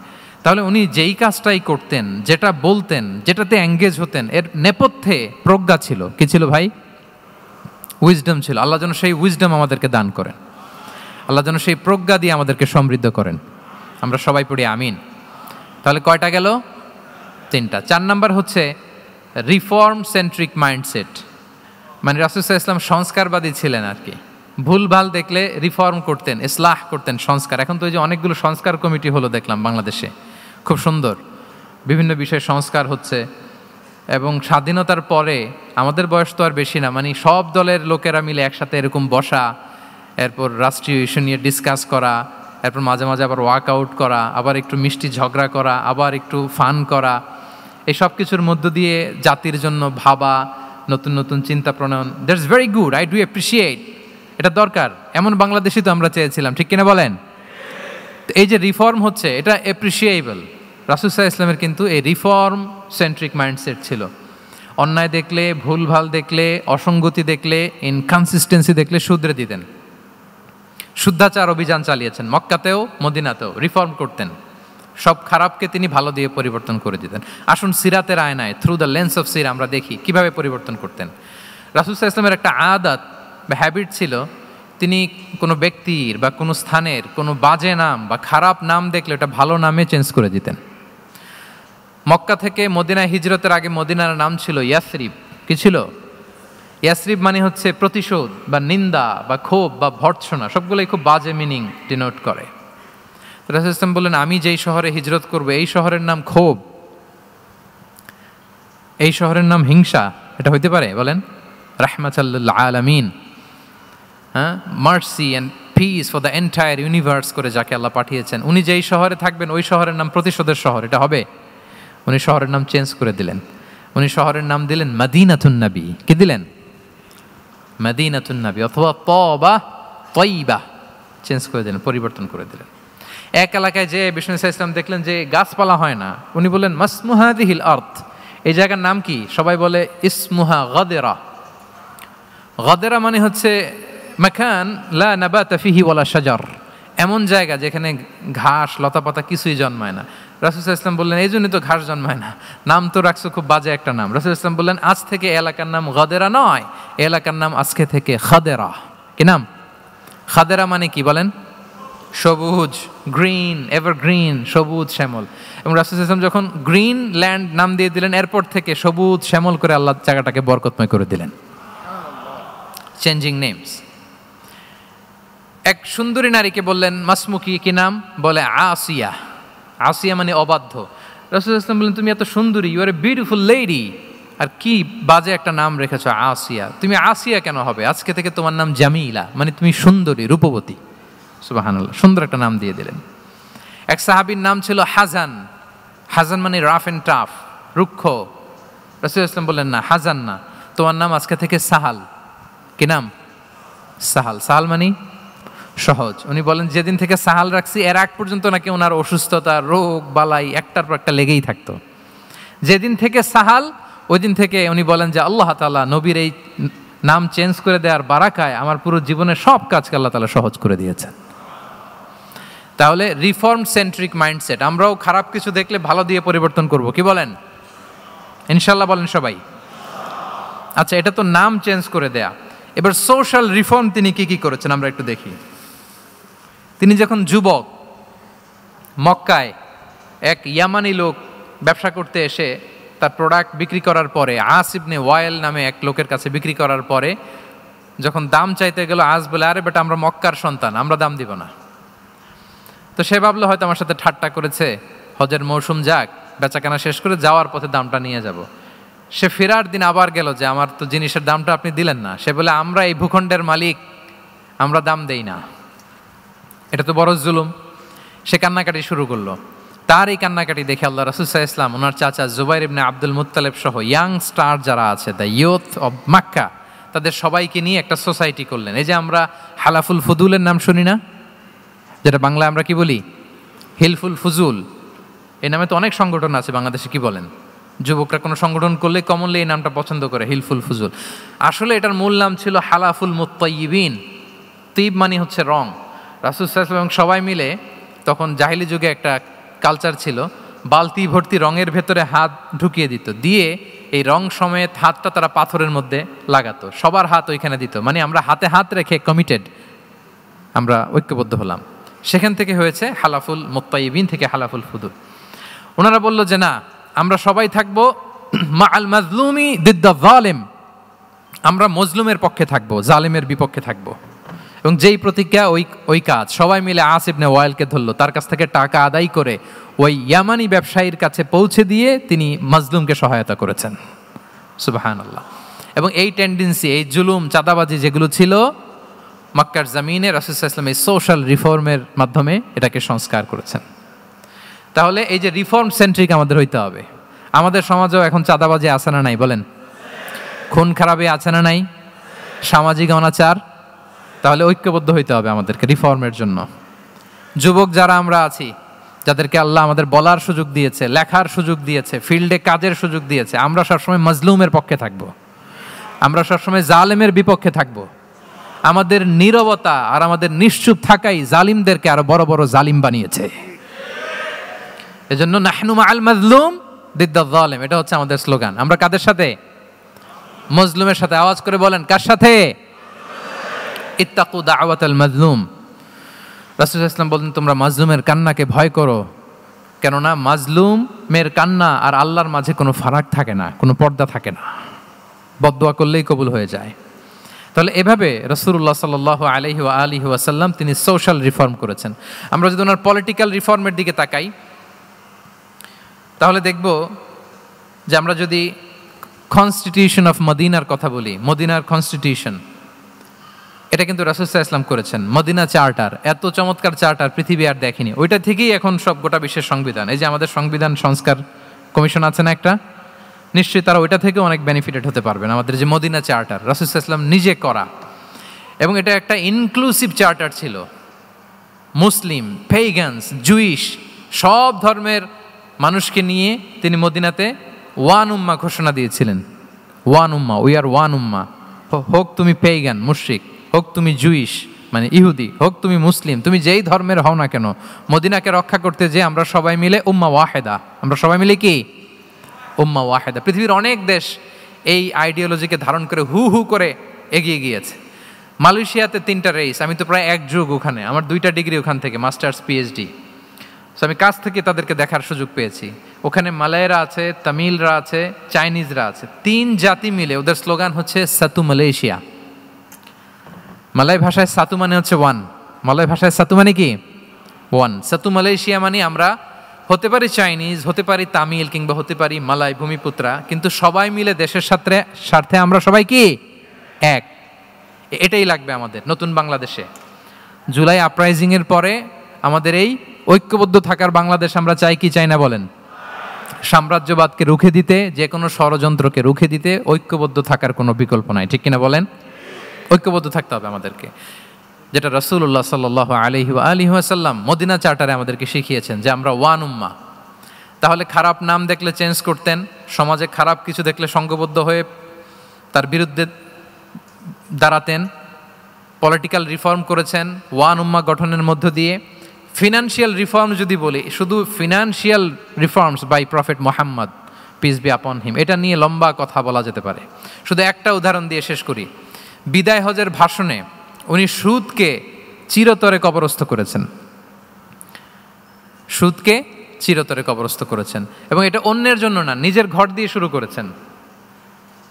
উনি বলেছেন যে এই হানাহানি রক্তপাত এটা বন্ধ, আমার গোত্রের একটা এরকম রক্তের দাবি আছে, এটা আমি শেষ ঘোষণা করলাম। এরপর বললেন যে সুদ কবর দিলাম, অন্য জায়গা থেকে না, আমার পরিবার থেকে। রাসূল সাল্লাল্লাহু আলাইহি ওয়াসাল্লামের চাচা স্বয়ং আব্বাস রাদিয়াল্লাহু তাআলা আনহুর অনেক সুদের ট্রানজ্যাকশন ছিল, ইন্টারেস্ট, সুদের ব্যবসা ছিল। রাসূল সাল্লাল্লাহু আলাইহি ওয়াসাল্লাম বলেন আজকে থেকে এই সুদ আমি চিরতরে মাটির নিচে কবর দিয়ে দিলাম। আল্লাহু আকবার। দেখেন সোশ্যাল রিফর্ম। তাহলে পরিবর্তন করতে হলে আগে নিজের ঘর থেকে, আগে কোত্থেকে? নাকি ওই ফ্যামিলি থেকে? হ্যাঁ, আমাদের মধ্যে যেটা হয়, আমরা ওয়াজ নসিহত বা ভালো কথা শুনলেই এটাকে ধরে নিই যে এটা ওর জন্য, ওর জন্য, মানে প্রত্যেকটা ওয়াজই যে আমার জন্য হইতে পারে, প্রত্যেকটা নসিহাতের যে প্রাইম অডিয়েন্স আমি হইতে পারি, এইটা আমাদের মাথায় কেন যেন আসে না। আমরা কোনো ভালো নসিহত শুনলে আমরা ভাবি এটা আসলে সমাজে দরকার, ওর দরকার, আমার ভাইয়ের দরকার, কিন্তু এটা যে আমার দরকার, প্রতিটা নাসিহাতের প্রথম অডিয়েন্স হওয়া দরকার কে? আমি নিজে। তাহলে পরিবর্তন শুরু করতে হবে নিজ থেকে। ওর এই সমস্যা, ওর এই সমস্যা, ওর এটা, আরে মিয়া তোমার কি সমস্যা ওইটা বলো। শুধু ওর না দেখে নিজেরটাও দেখতে হবে। দেখেন অন্যের দিকে 1 আঙ্গুল দেখালে নিজের দিকে কয় আঙ্গুল যায় বলেন তো? এই যে নিজের দিকে কিন্তু 3টা। আমি যদি এরকম করি তা আমার দিকে আসে 3টা। এজন্য নিজ থেকে, নিজের ফ্যামিলি থেকে আমরা সংস্কার শুরু করব, কি বলেন?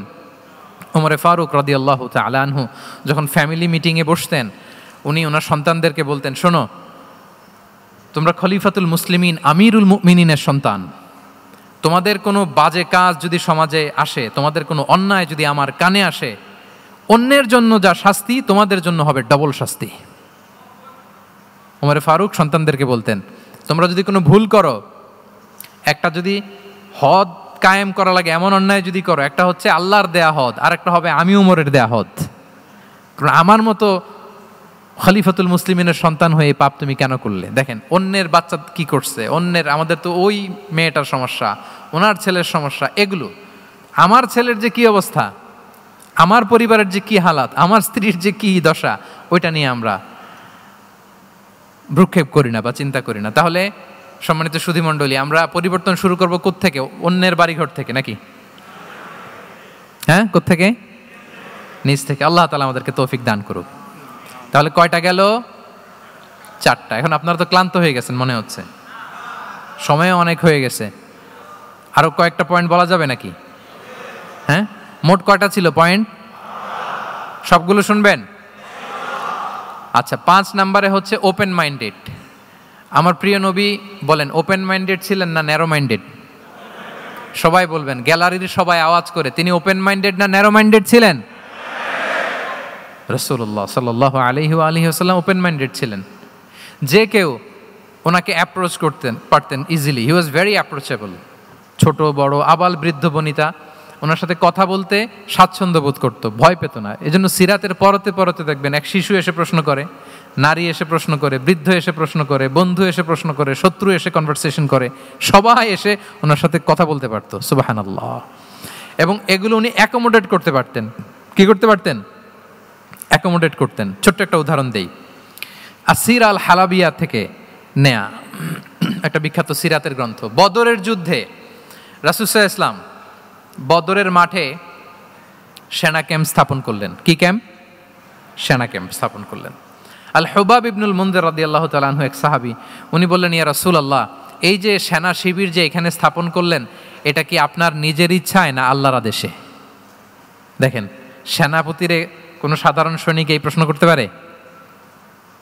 করলে চাকরি থাকবে? কিন্তু রাসূল সাল্লাল্লাহু আলাইহি ওয়াসাল্লামের কাছে সাহস নিয়ে আল হুবাব ইবনুল মুনজির বলে, ইয়া রাসূলুল্লাহ, এই যে সেনা শিবির স্থাপন করলেন, এটা কি আপনার ইচ্ছায় নাকি এটা ওয়াহি? রাসূল সাল্লাল্লাহু আলাইহি ওয়াসাল্লাম বললেন, না, এটা ওয়াহি না, এটা ওয়াহি না, বাল হুয়া রায়ু ওয়াল হারবু ওয়াল মাকিদা, না, এটা যুদ্ধের কৌশল হিসেবে আমি করেছি। আল হুবাব ইবনুল মুনজির বললেন, ইয়া রাসূলুল্লাহ, তাহলে সঠিক জায়গায় সেনা ক্যাম্প স্থাপন হয় নাই। রাসূলের দিকে তাকিয়ে বলতেছেন যে আপনি যেখানে করছেন ওখানে ঠিক হয় না ইয়া রাসূলুল্লাহ, আপনি অভয় দিলে আমি বলতে পারি কোথায় ঠিক হবে। রাসূল সাল্লাল্লাহু আলাইহি ওয়াসাল্লাম বললেন, তাই? আমি যেটা করছি এটা ঠিক হয় নাই, তাহলে কোনটা ঠিক বলো? উনি বললেন, ওই যে বদরে একটা কুয়া আছে যেখানে পানির ব্যবস্থা আছে, ওইটার সামনে ব্যারিকেড দিয়ে আমাদের শিবির করতে হবে। তাহলে আমরা বদরের কুয়া থেকে পানি খাইতে পারবো, সারাদিন পানি খাবো, আর কাফিররা যুদ্ধে তো মারা যাবে, পানির অভাবে মারা যাবে। সুবহানাল্লাহ পড়বেন না? রাসূল সাল্লাল্লাহু আলাইহি ওয়াসাল্লাম বললেন, আরে তাই তো, তুমি তো ঠিকই বলেছো, এভাবে তো আমি ভেবে দেখিনি। আবার তিনি অ্যানাউন্স করে দিলেন যে সেনা শিবির এখানে যেই তাঁবু টাঙানো হয়েছে এখান থেকে মুভ করে আল হুবাব যেখানে ইন্ডিকেট করেছে ঠিক ওই জায়গায় যে শিবির স্থাপন করো। তাহলে আওয়াজ করে বলুন, ওপেন মাইন্ডেড না ন্যারো মাইন্ডেড? আমরা অনেক সময় আমাদের অধীনস্থদের কথা শুনতে চাই না। অনেক সময় অধীনস্থদের মাথা থেকেও দারুণ দারুণ দুর্দান্ত আইডিয়া চলে আসতে পারে। ইগনোর করবেন না সব সময়, আপনি দেখবেন যে তার কাছ থেকে ভালো আইডিয়া এসছে কিনা। তাহলে রাসূল সাল্লাল্লাহু আলাইহি ওয়াসাল্লাম এটাকে ইগনোর না করে অ্যাকোমোডেট করলেন। সুবহানাল্লাহ। খন্দক যুদ্ধের কথা যদি দেখি, পরীক্ষা খননের অ্যাডভাইস কে দিয়েছিল? মক্কার কোনো লোক? মদিনার? কে দিয়েছিল? সালমান আল ফারিসি। বাড়ি কোথায়? ইরান, পারস্য। হি ওয়াজ পার্সিয়ান বেসিকলি। তাহলে দেখেন, সেই পারস্য থেকে এসে বললেন যে এখানে পরীক্ষা খনন করলে ভালো হয়। 5.5 কিলোমিটার পরীক্ষা খনন করে ফেললেন। 4.5 মিটার প্রশস্ত, 3.5 মিটার হচ্ছে এটার ডেপথ। পুরো মদিনার সবাই মিলে এটা করে ফেললেন। তার মানে আমি সব বুঝি, আমি সব জানি, এই মেন্টালিটি থেকে আমাদের বেড়ে আসতে হবে। এটা হচ্ছে একটা ন্যারো মাইন্ডেড পার্সোনালিটির অধিকারী, যে আমি যেটা বলছি ওইটা, এটার পরে কোনো কথা নেই, এটা ভুল। বরং আমার টিমের মধ্যে থেকে যদি কোনো ভালো অপিনিয়ন আসে সেটা আমি রিভাইজ করব। কি বলেন, পারা যাবে না? তাহলে ওপেন মাইন্ডেড পার্সোনালিটি ছিলেন রাসূলুল্লাহ সাল্লাল্লাহু আলাইহি ওয়াসাল্লাম। 6 নম্বরে চলে যাই। 6 নম্বর মাইন্ডসেট হচ্ছে এন্টারপ্রেনারিয়াল মাইন্ডসেট। অন্টারপ্রেনার। এখন তো এটা আপনারা সবাই খুব বেশি শোনেন, অন্টারপ্রেনারশিপ, অন্টারপ্রেনার মাইন্ডসেট আসলে অনেক কিছুর সমন্বয় হয়। এক নম্বর, যার প্রোঅ্যাক্টিভ অ্যাটিটিউড যাদের থাকে, solution focused, not problem focused. Problem সৃষ্টি হইলে ওইদিকে ফোকাস না করে কিভাবে সলিউশন করা যায় ওইদিকে ফোকাস করতেন। এরপর যে হিউম্যান রিসোর্সের ভালো ম্যানেজ করতে পারে, রিসোর্স কম কিন্তু to take the best out of this resource. অনেকে দেখবেন যে ছোট্ট জিনিসকে অর্গানাইজ করে এত সুন্দর প্রেজেন্টেশন করে, আবার অনেকের অনেক আছে কিন্তু সেটাকে প্রেজেন্ট করতে পারে না, এরকম আছে না নাই? রাসূল সাল্লাল্লাহু আলাইহি ওয়াসাল্লাম অল্প রিসোর্স দিয়ে অনেক বড় কিছু অ্যারেঞ্জ করতে পারতেন, সুবহানাল্লাহ। এবং he was a very good talent hunter. রাসূল সাল্লাল্লাহু আলাইহি ওয়াসাল্লাম একজন চৌকস ট্যালেন্ট হান্টার ছিলেন। He was a very good observer. সাহাবীদের কার কি ট্যালেন্ট এটা তিনি নোট করতেন। যার যে দক্ষতা তাকে তার ওই দক্ষতা দিয়ে ইসলামের সেবা করতে উৎসাহ দিতেন। যখনই কোনো প্রতিভাবান সাহাবীকে তিনি দেখেছেন, তিনি ইসলামের জন্য সেই প্রতিভাকে কাজে লাগানোর চেষ্টা করেছেন। একজনকে দিয়ে সবটা করেননি। আমাদের সমাজে এই একটা ভুল ধারণা আছে, আমরা অনেকে একজনের কাছ থেকে সব কামনা করি। একজন সব করতে পারে না, পারে? যারা পারেও কোনোটাই ভালোভাবে পারে না, সব পারে, একটু একটু পারে। তো রাসূল সাল্লাল্লাহু আলাইহি ওয়াসাল্লাম ট্যালেন্ট হান্টার ছিলেন, যার যেখানে ট্যালেন্ট তাকে ওই কাজে লাগাতেন। বলেন তো, খালিদ বিন ওয়ালিদ রাদিয়াল্লাহু তাআলা আনহুকে আল্লাহ রাসূল সাল্লাল্লাহু আলাইহি ওয়াসাল্লাম কি কাজে লাগিয়েছিলেন? অনেক পরে ইসলাম ধর্ম গ্রহণ করেছেন, কিন্তু যুদ্ধের অভিযানে পাঠিয়েছেন এবং পরবর্তীতে তিনি সেনাপ্রধান হয়েছিলেন মুসলিম ব্যাটালিয়নের। কারণ উনি ওয়ার স্ট্র্যাটেজি জানতেন। ওনার আক্রমণের কারণে তো উহুদের প্রান্তরে মুসলিমরা প্রায় নাস্তানাবুদ হওয়ার অবস্থা, তাই না? অনেক পরে আল্লাহ তাআলা ওনাকে ইসলামের জন্য কবুল করলেন। তাহলে উনি ওয়ার স্ট্র্যাটেজি জানতেন, ফলে রাসূল সাল্লাল্লাহু আলাইহি ওয়াসাল্লাম ওনাকে যুদ্ধের জন্য কাজে লাগিয়েছেন। তাহলে সবাইকে একটা দিলে হবে না, প্যারাসিটামল 3 বেলা সবার জন্য হবে নাকি যার যে রোগ সে অনুযায়ী প্রেসক্রিপশন? হ্যাঁ, খালিদ বিন ওয়ালিদ রাদিয়াল্লাহু তাআলা আনহু তিনি সমরবিদ ছিলেন, রণকৌশলী। ওনাকে বানিয়েছেন সেনাপ্রধান। আওয়াজ করে বলুন, কি প্রধান? উনি সেনাপ্রধান হয়েছিলেন। আচ্ছা, আপনারা হাসান বিন সাবিত রাদিয়াল্লাহু তাআলা আনহুর নাম শুনেছেন নিশ্চয়ই। ওনাকেও তো যুদ্ধের ময়দানে পাঠিয়েছেন না? ওনারা পাঠিয়েছেন। ওনারা দিয়ে কি করছেন বলেন? কবিতা লিখতেন। ওনার কাব্য প্রতিভা ছিল। উনি বেসিক্যালি যুদ্ধ করতে জানতেন না, এজন্য রাসূল সাল্লাল্লাহু আলাইহি ওয়াসাল্লাম যুদ্ধে ওনাকে পাঠাতেনও না। বিভিন্ন যুদ্ধে ওনাকে না পাঠিয়ে নারীদেরকে, মদিনার নারী, শিশু, ভালনারেবলস যারা আছে তাদেরকে দেখভাল করার জন্য মদিনায় উনি রেখে যেতেন, কারণ আল্লাহ তাআলা ওনাকে কাব্য প্রতিভা দিয়েছিলেন। ওনার এক এক কবিতা পড়লে গায়ের লোম খাড়া হয়ে যায়। You will have goosebumps, literally আপনার গায়ের পশম দাঁড়িয়ে যাবে। এবং উনি ওনার কবিতা দিয়ে মুসলিমদেরকে, সাহাবীদেরকে উজ্জীবিত করতেন। মসজিদে নববীতে আল্লাহ রাসূল সাল্লাল্লাহু আলাইহি ওয়াসাল্লাম ওনার মিম্বারের পাশে শুধু হাসান বিন সাবিতের রাদিয়াল্লাহু তাআলা আনহুর জন্য আলাদা একটা মিম্বার বানিয়েছিলেন, যে হাসান তুমি ওখানে উঠে কবিতা লিখে আমার সাহাবাদেরকে উজ্জীবিত করবে জিহাদের জন্য। আল্লাহু আকবার। তাহলে একজনকে সেনাপ্রধান, আরেকজনকে জাতীয় কবি, আরেকজনকে হাসান বিন সাবিত রাদিয়াল্লাহু তাআলা আনহুকে কি বানালেন? জাতীয় কবি বানালেন। আচ্ছা, হুযাইফা ইবনুল ইয়ামান রাদিয়াল্লাহু তাআলা আনহু, ওনার ছিল ডিটেকটিভ মাইন্ড, এজন্য ওনাকে রাসূল সাল্লাল্লাহু আলাইহি ওয়াসাল্লাম মদিনার গোয়েন্দা বিভাগের প্রধান বানিয়েছেন, head of detective division. Hudhaifa Ibnul Yaman ছিলেন মদিনার কি? হেড অফ ইন্টেলিজেন্স, গোয়েন্দা বিভাগের প্রধান। মুআয ইবনে জাবাল রাদিয়াল্লাহু তাআলা আনহু প্রশাসনিক কাজ খুব ভালো বুঝতেন। মদিনার সবচাইতে বড় সিনিয়র আমলা ছিলেন মদিনা রাষ্ট্রের সবচাইতে সিনিয়র আমলা মুআয ইবনে জাবাল রাদিয়াল্লাহু তাআলা আনহুকে রাসূল সাল্লাল্লাহু আলাইহি ওয়াসাল্লাম কবিতা লেখার দায়িত্বও দেন নাই, গোয়েন্দাগিরি করতে দেন নাই, ওনাকে ইয়ামানের গভর্নর করে পাঠিয়েছেন। সুবহানাল্লাহ বিহামদি। তাহলে যার যে যোগ্যতা তাকে সেই জায়গায় কাজে লাগানো, এটাকে বলে অন্টারপ্রেনাল মাইন্ডসেট। এটাকে কি বলে? অন্টারপ্রেনাল মাইন্ডসেট। আল্লাহ হাবিব সাল্লাল্লাহু আলাইহি ওয়াসাল্লামের এই মাইন্ডসেট ছিল। 7 নম্বরে হচ্ছে কনসিডারেট। 7 নম্বরে কি? কনসিডারেট। আমি খুব দ্রুত শেষ করে যাবো ইনশাআল্লাহ। আপনারা বোরিং হচ্ছেন না তো? ক্লান্ত হচ্ছেন কারা কারা দেখি হাত তোলেন। আচ্ছা, তাহলে একটা তাকবীর পড়ুন আওয়াজ করে, আল্লাহু আকবার। আর জোরে পড়ুন, আল্লাহু আকবার, আল্লাহু আকবার। মাশাআল্লাহ, এই তো ক্লান্তি টান্তি চলে গেছে না? এবার ঘুমটুম ঝিমুনি যেটা আসছে চলে গেছে, আলহামদুলিল্লাহ। 7 নম্বর মাইন্ডসেট হচ্ছে কনসিডারেট মাইন্ডসেট। কনসিডারেট মানে হচ্ছে সুবিবেচক, যার বিবেচনা আছে, অথবা যে অন্যের প্রতি সহানুভূতিশীল, উচ্চ বিবেকবোধ সম্পন্ন ব্যক্তিত্ব। রাসূল সাল্লাল্লাহু আলাইহি ওয়াসাল্লাম he was the man of 6 senses. ওনার 6টা সেন্স কাজ করতে একসাথে। কয়টা? আমাদের করে কয়টা? 5টা তো আল্লাহ দিছে, অনেকের 3টাও কাজ করে না। কোন দিক দিয়ে কি হচ্ছে? দিন দুনিয়ায় নাই, সে একেবারে অন্য জগতের মানুষ। কি হচ্ছে চোখ কান খোলা নাই, কিছু জানা নাই। কিন্তু রাসূল সাল্লাল্লাহু আলাইহি ওয়াসাল্লাম he was man of 6 senses. চারদিকে কোথায় কি হচ্ছে, কার একটু অসুবিধা হয়ে যাচ্ছে, কার একটু সমস্যা, খুব অন্যের ব্যথায় ব্যথিত ছিলেন, অন্যের দুঃখে দুঃখী ছিলেন, অন্যের প্রতি সহানুভূতি ছিলেন। ম্যান অফ 6 সেন্সেস ছিলেন তিনি। সিরাত থেকে দু একটা উদাহরণ দেখেন। একবার রাতের নামাজ, সম্ভবত এশার নামাজ, খুব ছোট্ট করে শেষ করে দিলেন। তো সাহাবারা জিজ্ঞেস করলেন, ইয়া রাসূলুল্লাহ, নামাজ তো এত তাড়াহুড়ো করতে আপনাকে কখনো দেখিনি। তিনি বললেন, আমি নামাজের মাঝখানে এক ছোট্ট বাচ্চার কান্না শুনেছি। আনাস রাদিয়াল্লাহু বর্ণনা করেন যে কানা রাসূলুল্লাহ সাল্লাল্লাহু আলাইহি ওয়াসাল্লাম ইয়াসমাউ বুকা আস-সাবিয়্যি মা উম্মি। আমি যখন নামাজে ইমামতি করছি, পেছনে মহিলাদের কাতারের ওখান থেকে একটা ছোট্ট শিশুর কান্নার আওয়াজ আমার কানে আসলো। দেখেন কি সেন্স। তো আমার মনে হচ্ছিল বাচ্চার কান্নায় পেছনের কাতারে মায়ের বড্ড কষ্ট হচ্ছে।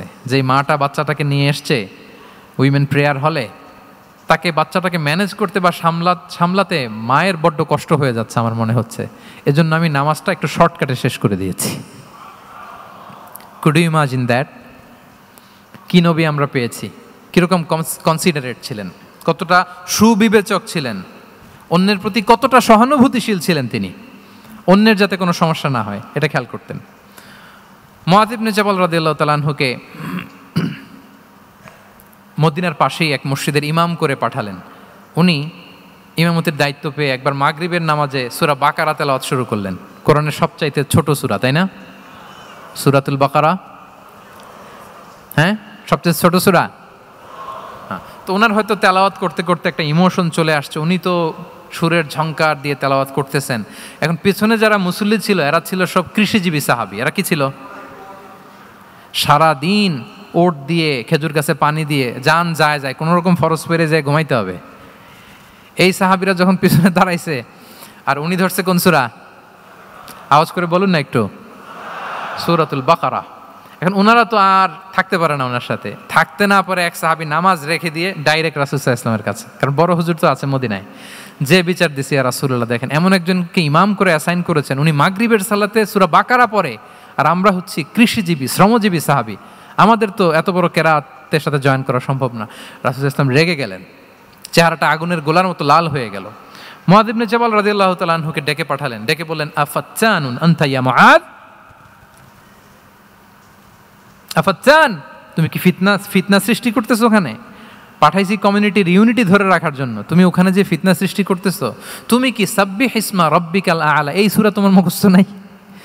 ওয়াদ-দুহা ওয়াল-লাইলি ইযা সাজা এটা পারো না?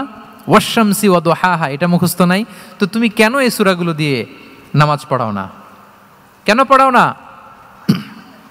এরপর তিনি বললেন, যখন ইমামতির সুযোগ পাবে, সুযোগ পেয়ে লম্বা কেরাত ধরো না, ছোট্ট কেরাত দিয়ে নামাজ শেষ করো।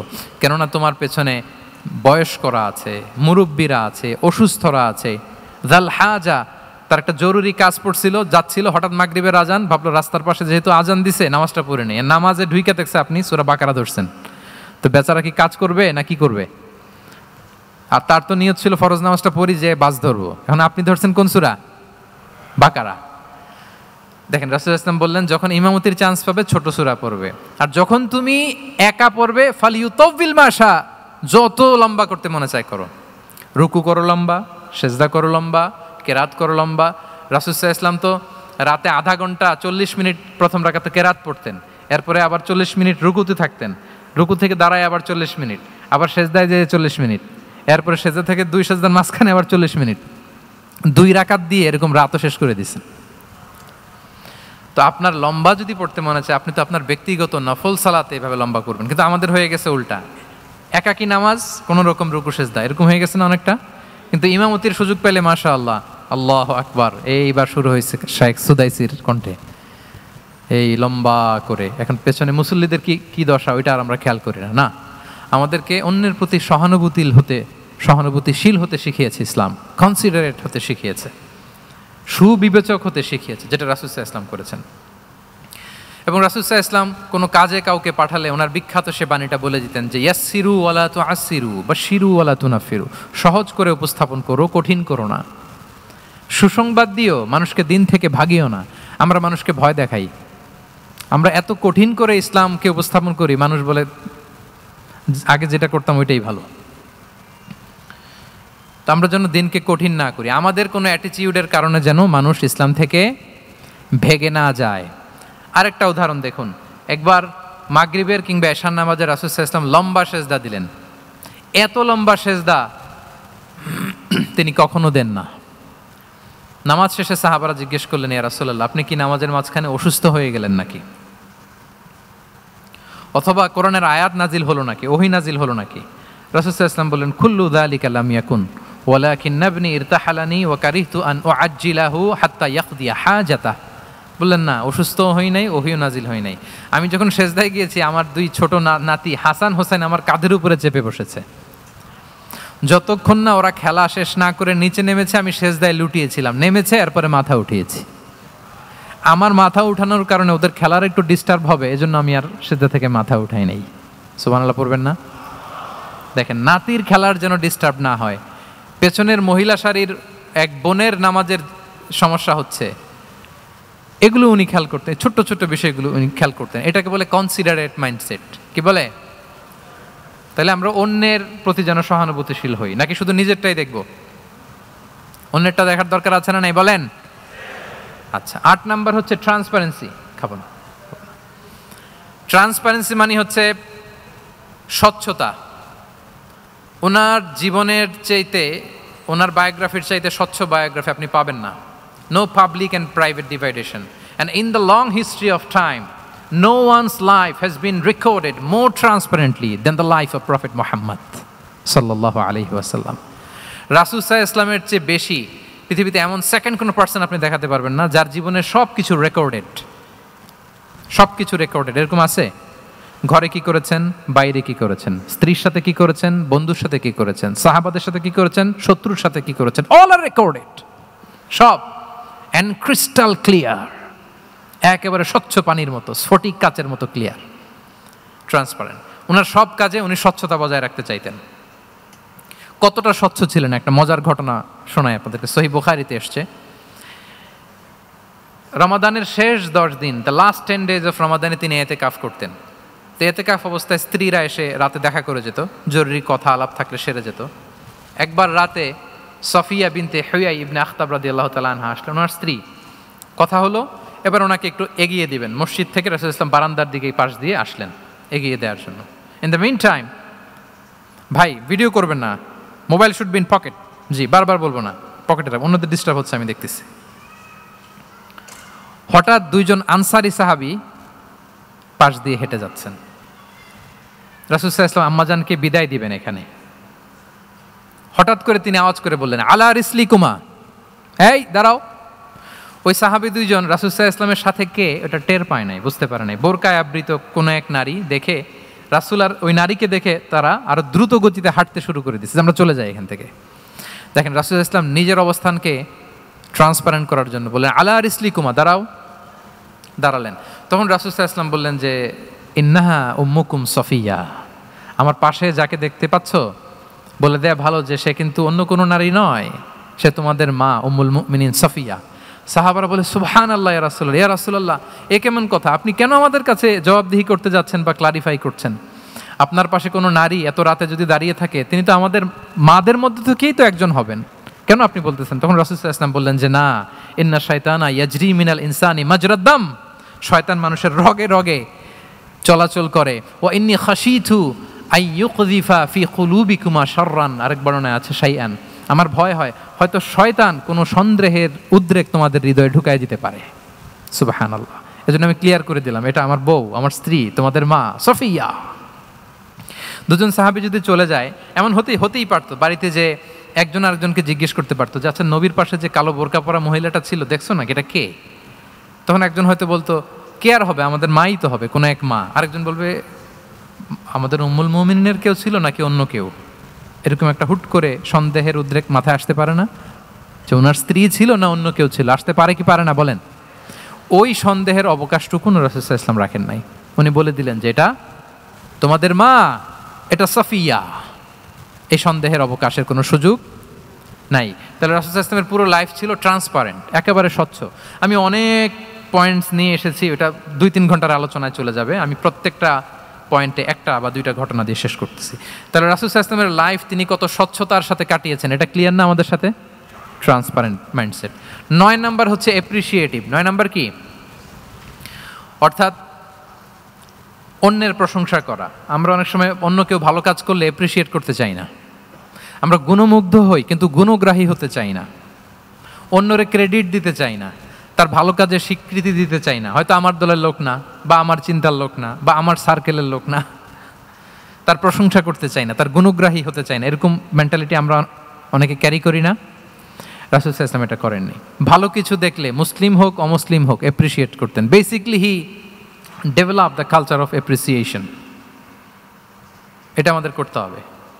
আপনার ছেলে ভালো কিছু করেছে, অ্যাপ্রিসিয়েট করেন, ও কনফিডেন্স ফিরে পাবে। আপনার স্ত্রী ভালো রান্না করেছে, অ্যাপ্রিসিয়েট করেন, সে আনন্দিত হবে। আপনার বন্ধু ভালো কিছু একটা করেছে, তাকে ইন্সপায়ার করেন, অ্যাপ্রিসিয়েট করেন। রাসূল সাল্লাল্লাহু আলাইহি ওয়াসাল্লাম একবার এক বৈঠকে 8 জন সাহাবীকে 8টা কমপ্লিমেন্ট দিয়েছেন, 8টা অ্যাপ্রিসিয়েশন দিয়েছেন। তিনি বলেছেন, আরহামু উম্মতি বি উম্মতি আবু বকর। দেখেন, 8 জন সাহাবীর 8টা গুণের বর্ণনা দিচ্ছেন। তিনি বললেন, আমার উম্মতের মধ্যে সবচাইতে রহম দিলের সাহাবী হচ্ছে কে? সবাই বলুন তো কে? আবু বকর রাদিয়াল্লাহু তাআলা। এত রহম দিলের ছিলেন, উনি যখন আল্লাহ রাসূল সাল্লাল্লাহু আলাইহি ওয়াসাল্লামের ইন্তেকালের পরে মসজিদে নববীতে যখন নামাজে দাঁড়াতেন, কান্নার চোটে উনি কেরাতই পড়তে পারতেন না। কমপ্লেন করতো সাহাবারা যে আমরা তো কেরাত বুঝি না, একটু স্পষ্ট করে পড়েন, কান্না একটু থামান। কেন কাঁদতেন? কারণ উনি যখন নামাজে দাঁড়াতেন ওনার ফিলিংসটা হতো এরকম যে কাইফা আকুমু মাকামা রাসূলিল্লাহ, আমি রাসূলের জায়গায় কিভাবে দাঁড়াই? এখানে তো আমার রাসূল দাঁড়িয়ে ইমামতি করেছেন, আমি নবীর জায়গায় দাঁড়িয়ে কিভাবে নামাজটা পড়াই? এই অনুভব থেকে উনি যে কাঁদতে শুরু করতেন, এই কান্নার ধাক্কায় উনি আর তেলাওয়াতই আগাতে পারতেন না। আরহামু উম্মতি বি উম্মতি আবু বকর। আমার উম্মতের মধ্যে সবচাইতে রহম দিলের হচ্ছেন আবু বকর। ও আসাদ্দুহুম ফি আমরিল্লাহি ওমর। দেখেন, প্রশংসা করতেছেন। আর আমার উম্মতের মধ্যে আল্লাহর দিন বাস্তবায়নে সবচাইতে কঠোর হচ্ছে ওমর। মুনাফিকরা ওনাকে জমের মতো ভয় পেত, ইভেন শয়তান ভয় পেত। রাসূল সাল্লাল্লাহু আলাইহি ওয়াসাল্লাম বলেন, ওমর তুমি যদি এই রাস্তা দিয়ে হাঁটো, শয়তান যদি দেখতে পায়, শয়তান এই রাস্তা রেখে দিয়ে অন্য কোনো রাস্তা থাকলে ওইটা দিয়ে হাঁটে। সুবহানাল্লাহি বিহামদি। আমাদের অনেক সময় এমন হয় না যে আমাদের বাচ্চারা, ছেলেমেয়েরা খেতে চায় না, আমাদের নাতি নাতনিরা খেতে চায় না, মায়েরা খাবার নিয়ে পেছনে পেছনে ঘুরে, আর তখন ভয় দেখায়, এই রাত্রিবেলা তাড়াতাড়ি খাও, ওই যে বাঘ আসবে বাঘ, বিড়াল আসবে বিড়াল, তাড়াতাড়ি না খেলে কিন্তু ভূত আসবে ভূত। এরকম বলেন আপনারা? বলেন না? এই দায়িত্ব তো আপনাদের কাঁধে থাকে না? তো ওই যে আমাদের বোনরা বলতে পারবে, বোনরা খাবার নিয়ে ঠিকই রাত্রিবেলায় বাচ্চাদের পেছনে পেছনে এরকম দৌড়াতে হয়। তো কি বলতে হয় যে এই ভূত আসলো ভূত, ওই যে বিড়াল আসলো বিড়াল, কুকুর আসলো, এইগুলো বললে বাচ্চারা আবার ভয় পায়, তাড়াতাড়ি করে খায়। তো মদিনাতেও মদিনার বাচ্চারা খেতে চাইতো না। তো খেতে না চাইলে মায়েরা ভূত আসতেছে, ভাল্লুক আসতেছে এগুলো না বলে বলতো, হা হুয়া ইয়াতি উমর, ইয়াতি উমর, তাড়াতাড়ি খাও তাড়াতাড়ি খাও, ওই যে ওমর আসতেছে ওমর। সুবহানাল্লাহি বিহামদি। ওয়া আশাদ্দুহুম ফি আমরিল্লাহি উমর। আল্লাহর দিন বাস্তবায়নে সবচাইতে কঠোর ছিলেন ওমর রাদিয়াল্লাহু তাআলা আনহু। ওয়া আসদাকুহুম হায়াআন উসমান। সবচেয়ে লাজুক সাহাবী ছিলেন উসমান রাদিয়াল্লাহু তাআলা আনহু। শুধু অর্থ বলে যাই। ওয়া আকরাউহুম লিকিতাবিল্লাহি উবাই ইবনে কাব। সবচেয়ে কোরআনের ভালো কেরাত পড়তে পারতেন উবাই ইবনে কাব। আফরাদুহুম যায়েদ ইবনে সাবিত। উত্তরাধিকার বন্টনের নীতিমালা, ফারায়েজের জ্ঞান ছিল যায়েদ ইবনে সাবিত রাদিয়াল্লাহু তাআলা। ওয়া আ'লামুহুম বিল হালালি ওয়াল হারামি মুআদ ইবনে জাবাল। এই উম্মতের হালাল হারামের স্পেশালিস্ট সাহাবী হচ্ছেন মুআদ ইবনে জাবাল। আলা ওয়া ইন্না লিকুল্লি উম্মাতিন আমিনান ওয়া আমিনা হাদিহিল উম্মাহ আবু উবাইদা ইবনুল জাররাহ। সব উম্মতের একজন বিশ্বস্ত লোক থাকে, এই উম্মতের সবচাইতে বিশ্বস্ত লোক হচ্ছে আবু উবাইদা ইবনুল জাররাহ। দেখেন, 8 জন সাহাবীর 8টা গুণের কথা বললেন। আচ্ছা, রাসূল সাল্লাল্লাহু আলাইহি ওয়াসাল্লাম যখন সাহাবীদের প্রশংসা করেছেন, ওই সাহাবীদের কেমন লেগেছে বলেন তো? ফিলিংসটা ভালো লেগেছে না? হৃদয়ে জুড়িয়েছে, ইন্সপায়ার্ড হয়েছেন, মোটিভেটেড হয়েছেন, আরো ভালোর প্রতিযোগিতা কি করে করা যায়। সাহাবীদের মধ্যে সবচাইতে সুরেলা গলার কণ্ঠের অধিকারী ছিলেন আবু মুসা আল-আশআরী রাদিয়াল্লাহু তাআলা আনহু। তো রাসূল সাল্লাল্লাহু আলাইহি ওয়াসাল্লাম একবার রাত্রিবেলা তার বাসার পাশ দিয়ে যাচ্ছিলেন, দীর্ঘ সময় ওনার কণ্ঠের তেলাওয়াত শুনলেন। পরের দিন সকালে বললেন যে, আবু মুসা, তুমি তো চমৎকার গলায় তেলাওয়াত করো। আবু মুসা বলে, ইয়া রাসূলুল্লাহ, আমি তো কোনোদিন আপনার সামনে দাঁড়িয়ে তেলাওয়াত করি না, আপনি কি করে জানলেন? রাসূল সাল্লাল্লাহু আলাইহি ওয়াসাল্লাম বললেন, গত রাতে তুমি যখন তেলাওয়াত করছিলে আমি তোমার ঘরের পাশ দিয়ে যাচ্ছিলাম, আমি মনোযোগ দিয়ে শুনেছি। আবু মুসা বলে, ইয়া রাসূলুল্লাহ, আপনি আমার তেলাওয়াত শুনতেছেন, ওইটা জানলে তো আমি ফজর পর্যন্ত তেলাওয়াত চালিয়ে যেতাম, হাত্তাল ফাজার, আমি তেলাওয়াত চালিয়ে যেতাম ইয়া রাসূলুল্লাহ।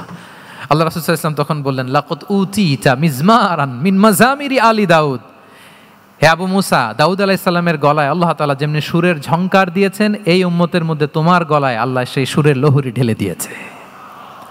বলেন, এই অ্যাপ্রিসিয়েশন যখন রাসূলের মুখ থেকে পাইলো কেমন লাগবে ওনার? বলেন। এখানে ধরেন আপনি কেউ হাফেজে কোরআন, শাইখ সুদাইস যদি বলে যে মাশাআল্লাহ মাশাআল্লাহ আনতা কারিউল কুররা, আপনাকে যদি এটা বলে কেমন লাগবে আপনার? হ্যাঁ, সারা দুনিয়া তো এটা বলে বেড়াবেন যে শাইখ সুদাইস আমার রেসিটেশনের প্রশংসা করেছে, খাবার ইমাম আমার প্রশংসা অ্যাপ্রিসিয়েট করেছে।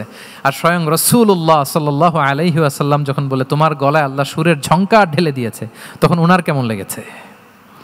এজন্য আপনার ছেলে মেয়ে স্ত্রী বন্ধু আপনার সার্কেলের কেউ কোনো ভালো কাজ করলে কৃপণতা করবেন না, অ্যাপ্রিসিয়েট করুন। রাসূল সাল্লাল্লাহু আলাইহি ওয়াসাল্লাম অ্যাপ্রিসিয়েশন আমাদেরকে শিখিয়েছেন। ইভেন মুখাইরেক নামে এক ইহুদি ছিল, মদিনার সব ইহুদিরা বিট্রে করেছে, কিন্তু এই মুখাইরেক নামে এক ইহুদি উহুদের যুদ্ধে মুসলিমদের পক্ষে লড়াই করে নিহত হয়েছে। সে তার কথা রেখেছে। মুসলিম সাহাবীদের শহীদদের লাশের সাথে যখন এই ইহুদি তার লাশও আনা হলো, রাসূল সাল্লাল্লাহু আলাইহি ওয়াসাল্লাম তার দিকে তাকায় বললেন, মুখাইরিক খায়রু ইয়াহুদ, Mukhayriq is the best among Jewish. তিনি বললেন, মুখাইরিক, এই পৃথিবীতে যত ইহুদি আছে এখানকার ইহুদিদের মধ্যে মুখাইরিক হচ্ছে সবচেয়ে শ্রেষ্ঠ ইহুদি। দেখেন, মুখাইরিক কোন ধর্মের ছিলেন? মুসলিম নাকি? কোন ধর্মের? ইহুদি হওয়ার পরেও তাকে অ্যাপ্রিসিয়েশন করতে রাসূল সাল্লাল্লাহু আলাইহি ওয়াসাল্লাম ভুলেন নাই। তাহলে আমরা যেন অ্যাপ্রিসিয়েটিভ মাইন্ডসেটের অধিকারী হই। কটা গেল?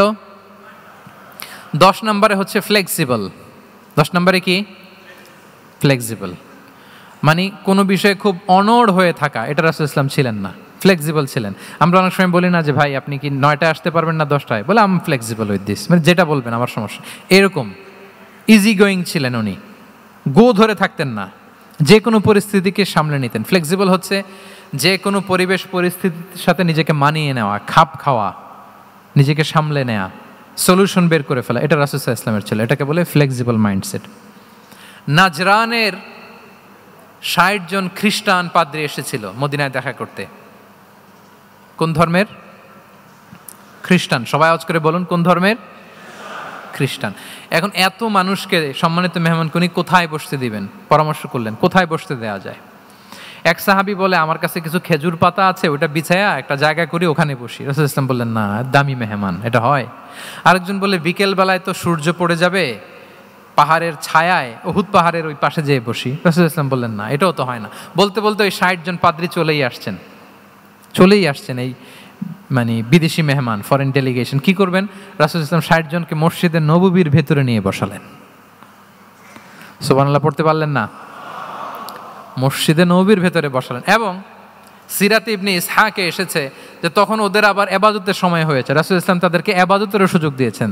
তাদের কিবলা পূর্ব দিকে, তারা পূর্ব দিকে হয়ে 60 জন ওখানে ইবাদত করেছে, তাদের ধর্ম রীতি অনুযায়ী সালাত আদায় করেছে। দেখেন কতটা ফ্লেক্সিবল ছিলেন রাসূল সাল্লাল্লাহু আলাইহি ওয়াসাল্লাম।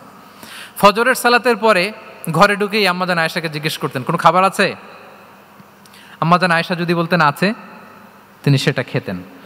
কোনোদিন যদি বলতেন না ইয়া রাসূলুল্লাহ, ঘরে তো খাবার নাই, তখন রাসূল সাল্লাল্লাহু আলাইহি ওয়াসাল্লাম বলতেন, ফা ইন্নী সাইম, অসুবিধা নাই, খাবার যেহেতু নাই আমি রোজা রেখে দিলাম। কত ইজি গোয়িং। আচ্ছা, আমরা হলে কি করতাম বলেন তো?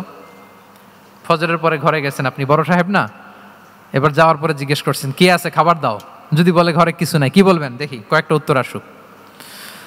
ফজরে মসজিদে অনেক কিছু করে টোরে ক্ষুধা পেটে ঘরে গেলেন, যে বললেন যে টেবিলে বসে বললেন যে খাবার দাও, এখন বলে যে কিছু নাই ঘরে, কি উত্তর আসবে? এখান থেকে একটা উত্তর আসুক, বলেন কি বলবেন?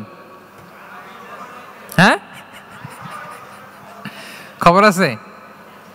এই তো, এদিকে বলেন, আপনি কি বলবেন? আপনারা আলহামদুলিল্লাহ বলে না, কিন্তু বাসায় বলে না। পিছনে ভাবিরা আছে, এখন কিন্তু রিপোর্ট নেওয়া যাবে সহজে। তো যদি আমরা আলহামদুলিল্লাহ বলি, that is called easy going and flexible mindset. এটাই হওয়া উচিত।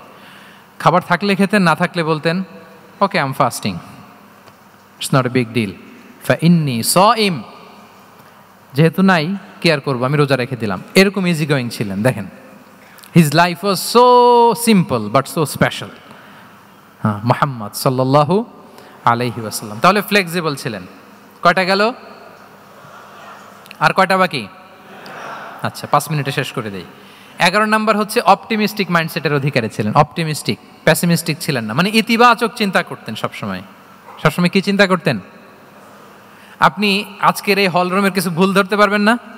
যদি বলে যে কয়েকটা ভুল ধরেন, বলবেন যে এই সমস্যা, সাউন্ডের সমস্যা, ওইদিকে এটা নাই, ওইদিকে এটা নাই, এটা হচ্ছে ভুল। আপনি প্যাসিমিস্টিকটা ধরলেন। এবার যদি বলা হয় আজকের এই প্রোগ্রামের কয়েকটা পজিটিভ দিক বলেন, তখনও আপনি কিন্তু কয়েকটা পয়েন্ট বের করতে পারবেন যে এটা ছিল একটা ইতিবাচক দিক, এই প্রোগ্রামের এটা ছিল একটা পজিটিভ দিক। তো রাসূল সাল্লাল্লাহু আলাইহি ওয়াসাল্লাম ওই পজিটিভ দিকগুলোতে ফোকাস করতেন। হ্যাঁ, come back positive, not go back negative. রাসূল সাল্লাল্লাহু আলাইহি ওয়াসাল্লামের কাছে এসে যদি কেউ বলতে, রাসূলুল্লাহ আমি খুব অসুস্থ, আমি খুবই অসুস্থ, রাসূল সাল্লাল্লাহু আলাইহি ওয়াসাল্লাম কি বলতেন জানেন?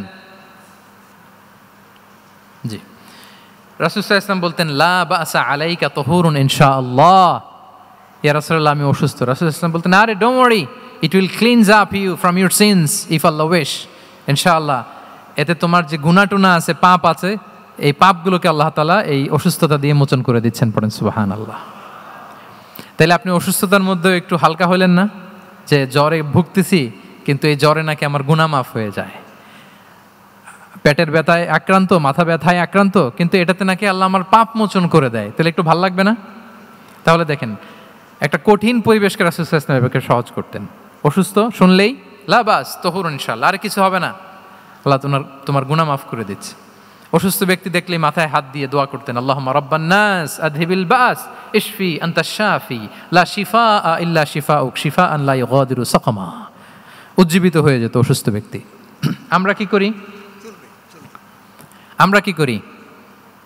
কাউকে অসুস্থ দেখলে, রোগাক্রান্ত দেখলে, ওই রোগে সবচাইতে কষ্ট পেয়ে যে মারা গেছে তার ঘটনা বলা শুরু করি, যে হায় রে ভাই আপনার ক্যান্সার, আমার এক খালা ছিল ক্যান্সারের 4th স্টেজে চলে গেছিল, 14টা কেমো দেয়া লাগছে, এই যে ফিরিস্তি একেবারে ওনার দাফন কাফন পর্যন্ত।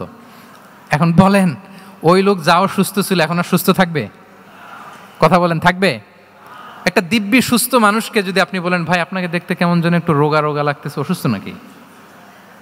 এরপরে প্ল্যান করে ধরেন আপনি বললেন, উনি আবার ওদিকে যাওয়ার পরে আরেকজনকে প্ল্যান করে বলতে বললেন, ও বললো ভাই ব্যাপার কি, চেহারাটা কেমন শুকনা শুকনা। এরকম 5 জন বলার পরে ওই বিকেলে কাঁথা গায়ে দিয়ে শুয়ে ফেলবে বিছানায়। তো আপনি অসুস্থ এমনি বানায় ফেলছেন। কিন্তু রাসূলুল্লাহ সাল্লাল্লাহু আলাইহি ওয়া আলিহি ওয়াসাল্লাম উনি বলতেন লাবাস লাবাস আলাইক তাহুরুন ইনশাআল্লাহ, আরে সুস্থ হয়ে যাবা। এজন্য দেখতে গেলে আপনি উৎসাহিত করবেন, বলবেন আরে ভাই আপনারা তো খুব সুস্থ লাগতেছে। কে বলছে আপনি অসুস্থ? অসুস্থতার কোনো ছোঁয়াই তো আপনার মধ্যে নাই। হ্যাঁ, you are looking very fine, চমৎকার লাগতেছে আপনার, কে বলছে? তো ভালো হয়ে যাচ্ছেন। এটা বললে উনি আশা পায়। আর আপনি যদি ওই রোগে সবচেয়ে কষ্ট পেয়ে যে মারা গেল, এই ঘটনা যদি ওনারে শোনান, উনি বাঁচবে বলেন? তাহলে আমরা মানুষকে উৎসাহিত করব, অপটিমিস্টিক হব, প্যাসিমিস্টিক হব না। এবার বলুন হুনাইনের যুদ্ধে, কুইজ, হুনাইনের যুদ্ধ কত হিজরিতে হয়েছিল? কত? 7ম, 8ম? হ্যাঁ, মাত্র 2-4 জন বলতেছে। আমাদের ওই যে হাসানা ফাউন্ডেশনের একটা সিরা অলিম্পিয়াড চলতেছে, এটাতে অংশগ্রহণ করতে হবে আপনাদের। আমরা প্রতিদিন একটা করে কুইজ জানান দিচ্ছি মানুষদেরকে, একেবারে সব মুখস্থ হয়ে যাবে ইনশাআল্লাহ। তাহলে 8ম হিজরিতে হাওয়াজিন বনু সাকিব গোত্রের বিশাল ব্যাটালিয়ন নিয়ে ওরা আসছে, এবং ওরা আসছে যে আমরা শুধু একা যাব না, আমাদের স্ত্রী বাচ্চা কাচ্চা, আমাদের যার ঘরে যত সম্পদ আছে সব নিয়ে মরুভূমিতে যাব। এটা নিয়ে যাব কেন? সবার মধ্যে যেন ইন্সপিরেশন আসে যে যদি আমরা হারি, আমরা সব শেষ, আমাদের সম্পদও নিয়ে যাবে। আর এগুলো রক্ষার জন্য হলেও মুহাম্মদের বিরুদ্ধে আমাদেরকে জয়লাভ করতে হবে। কি টেকনিক দেখেন! সব যখন নিয়ে দাঁড়াইছে বিশাল বাহিনী, এক সাহাবী এসে বলল ইয়া রাসূলুল্লাহ, কালকে তো আমাদের খবর আছে, এই বাহিনীকে আমরা কি করে পরাস্ত করব? ইয়া রাসূলুল্লাহ এসে দেখুন, পাহাড় থেকে দেখুন কত বিশাল বাহিনী। রাসূল সাল্লাল্লাহু আলাইহি ওয়াসাল্লাম দেখা মাত্রই বললেন তিলকা গনিমাতুল মুসলিমিনা গাদান ইনশাআল্লাহ। আরবি যারা বোঝেন যে it will be the war booty for the Muslim community tomorrow ইনশাআল্লাহ। আরে এগুলো তো আমরা সব গনিমত আকারে ব্যাগে কইরা মদিনায় নিয়ে যাব। এই যুদ্ধে জয়লাভ করে যা আছে এগুলো উটে করে ওয়ার বুটি হিসেবে মদিনায় নিয়ে যাব। বলার সাথে সাথে সাহাবীদের সব ভয় দূর হয়ে গেল, আবার প্রাণ ফিরে পেলেন, সজীব হয়ে উঠলেন, উজ্জীবিত হলেন। তাহলে আমরা অপটিমিস্টিক হব, আমরা ইতিবাচক চিন্তা করব। এবং ইসলাম আল্লাহ তাআলার ব্যাপারেও আমাদেরকে ইতিবাচক ধারণা রাখতে উৎসাহিত করে। হাদিসে কুদসিতে আল্লাহ বলেন, আনা ইনদা যান্নি আবিদি বি, আমার বান্দার নিকট আমি তেমন, আমার বান্দা আমার ব্যাপারে ঠিক যেমন ধারণা করে। আপনি যদি ধারণা করেন আল্লাহ দয়ালু, ঠিকই আল্লাহ তাআলাকে দয়ালু পাবেন। এখন বলেন আল্লাহর ব্যাপারে কার ধারণা কেমন? আল্লাহ তাআলা খুব প্রতিশোধ পরায়ণ না?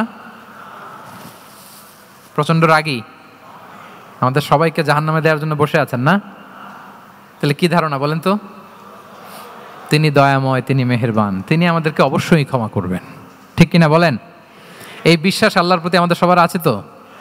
এই বিশ্বাস যদি থাকে, ঠিকই আল্লাহ তাআলাকে রহমান রাহিম হিসেবেই আপনি পাবেন।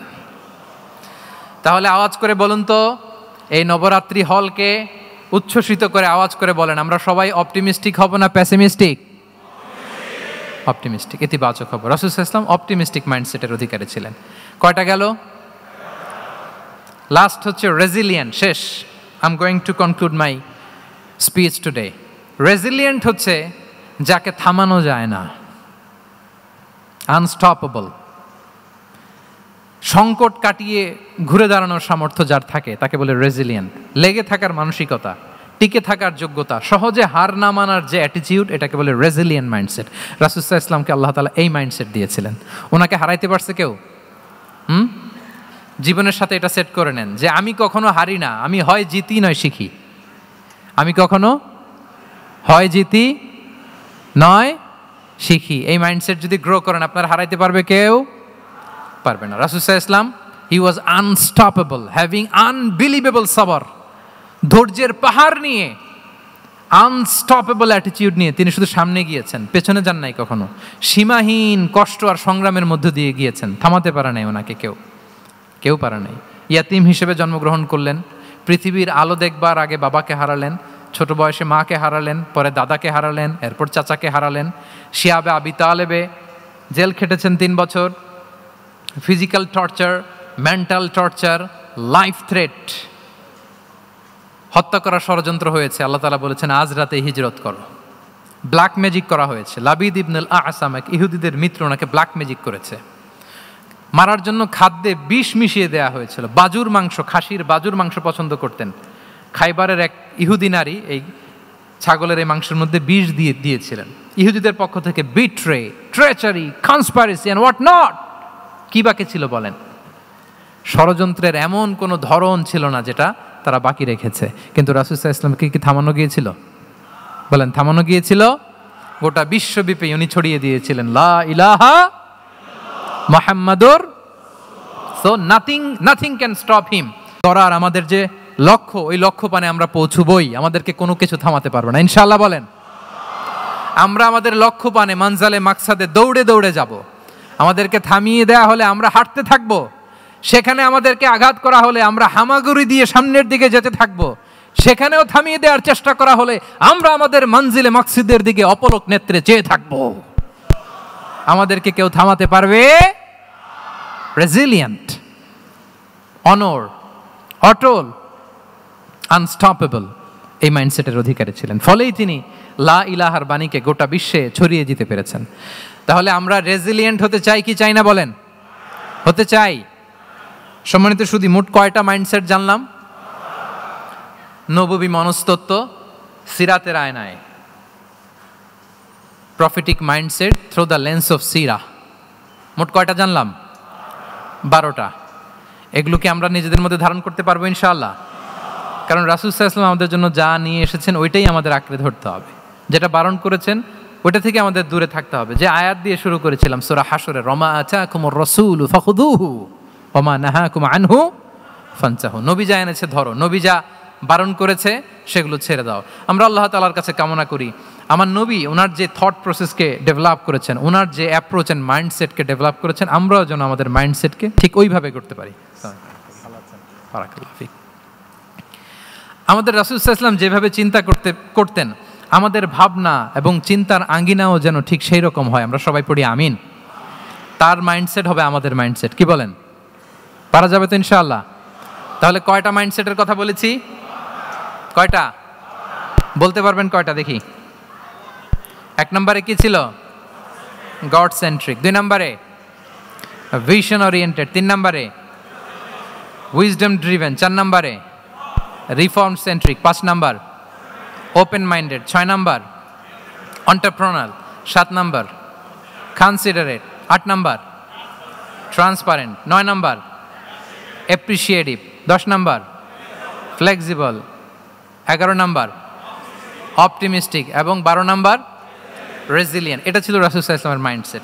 এই মাইন্ডসেট দিয়ে যদি আমরা আমাদের মাইন্ডসেটকে সাজাতে পারি, আমাদের সফলতা দুনিয়া এবং আখিরাতে কেউ ঠেকাতে পারবে। আল্লাহ তাআলা আমাদের সবাইকে কথাগুলো বোঝার ও আমল করার তৌফিক দান করুক।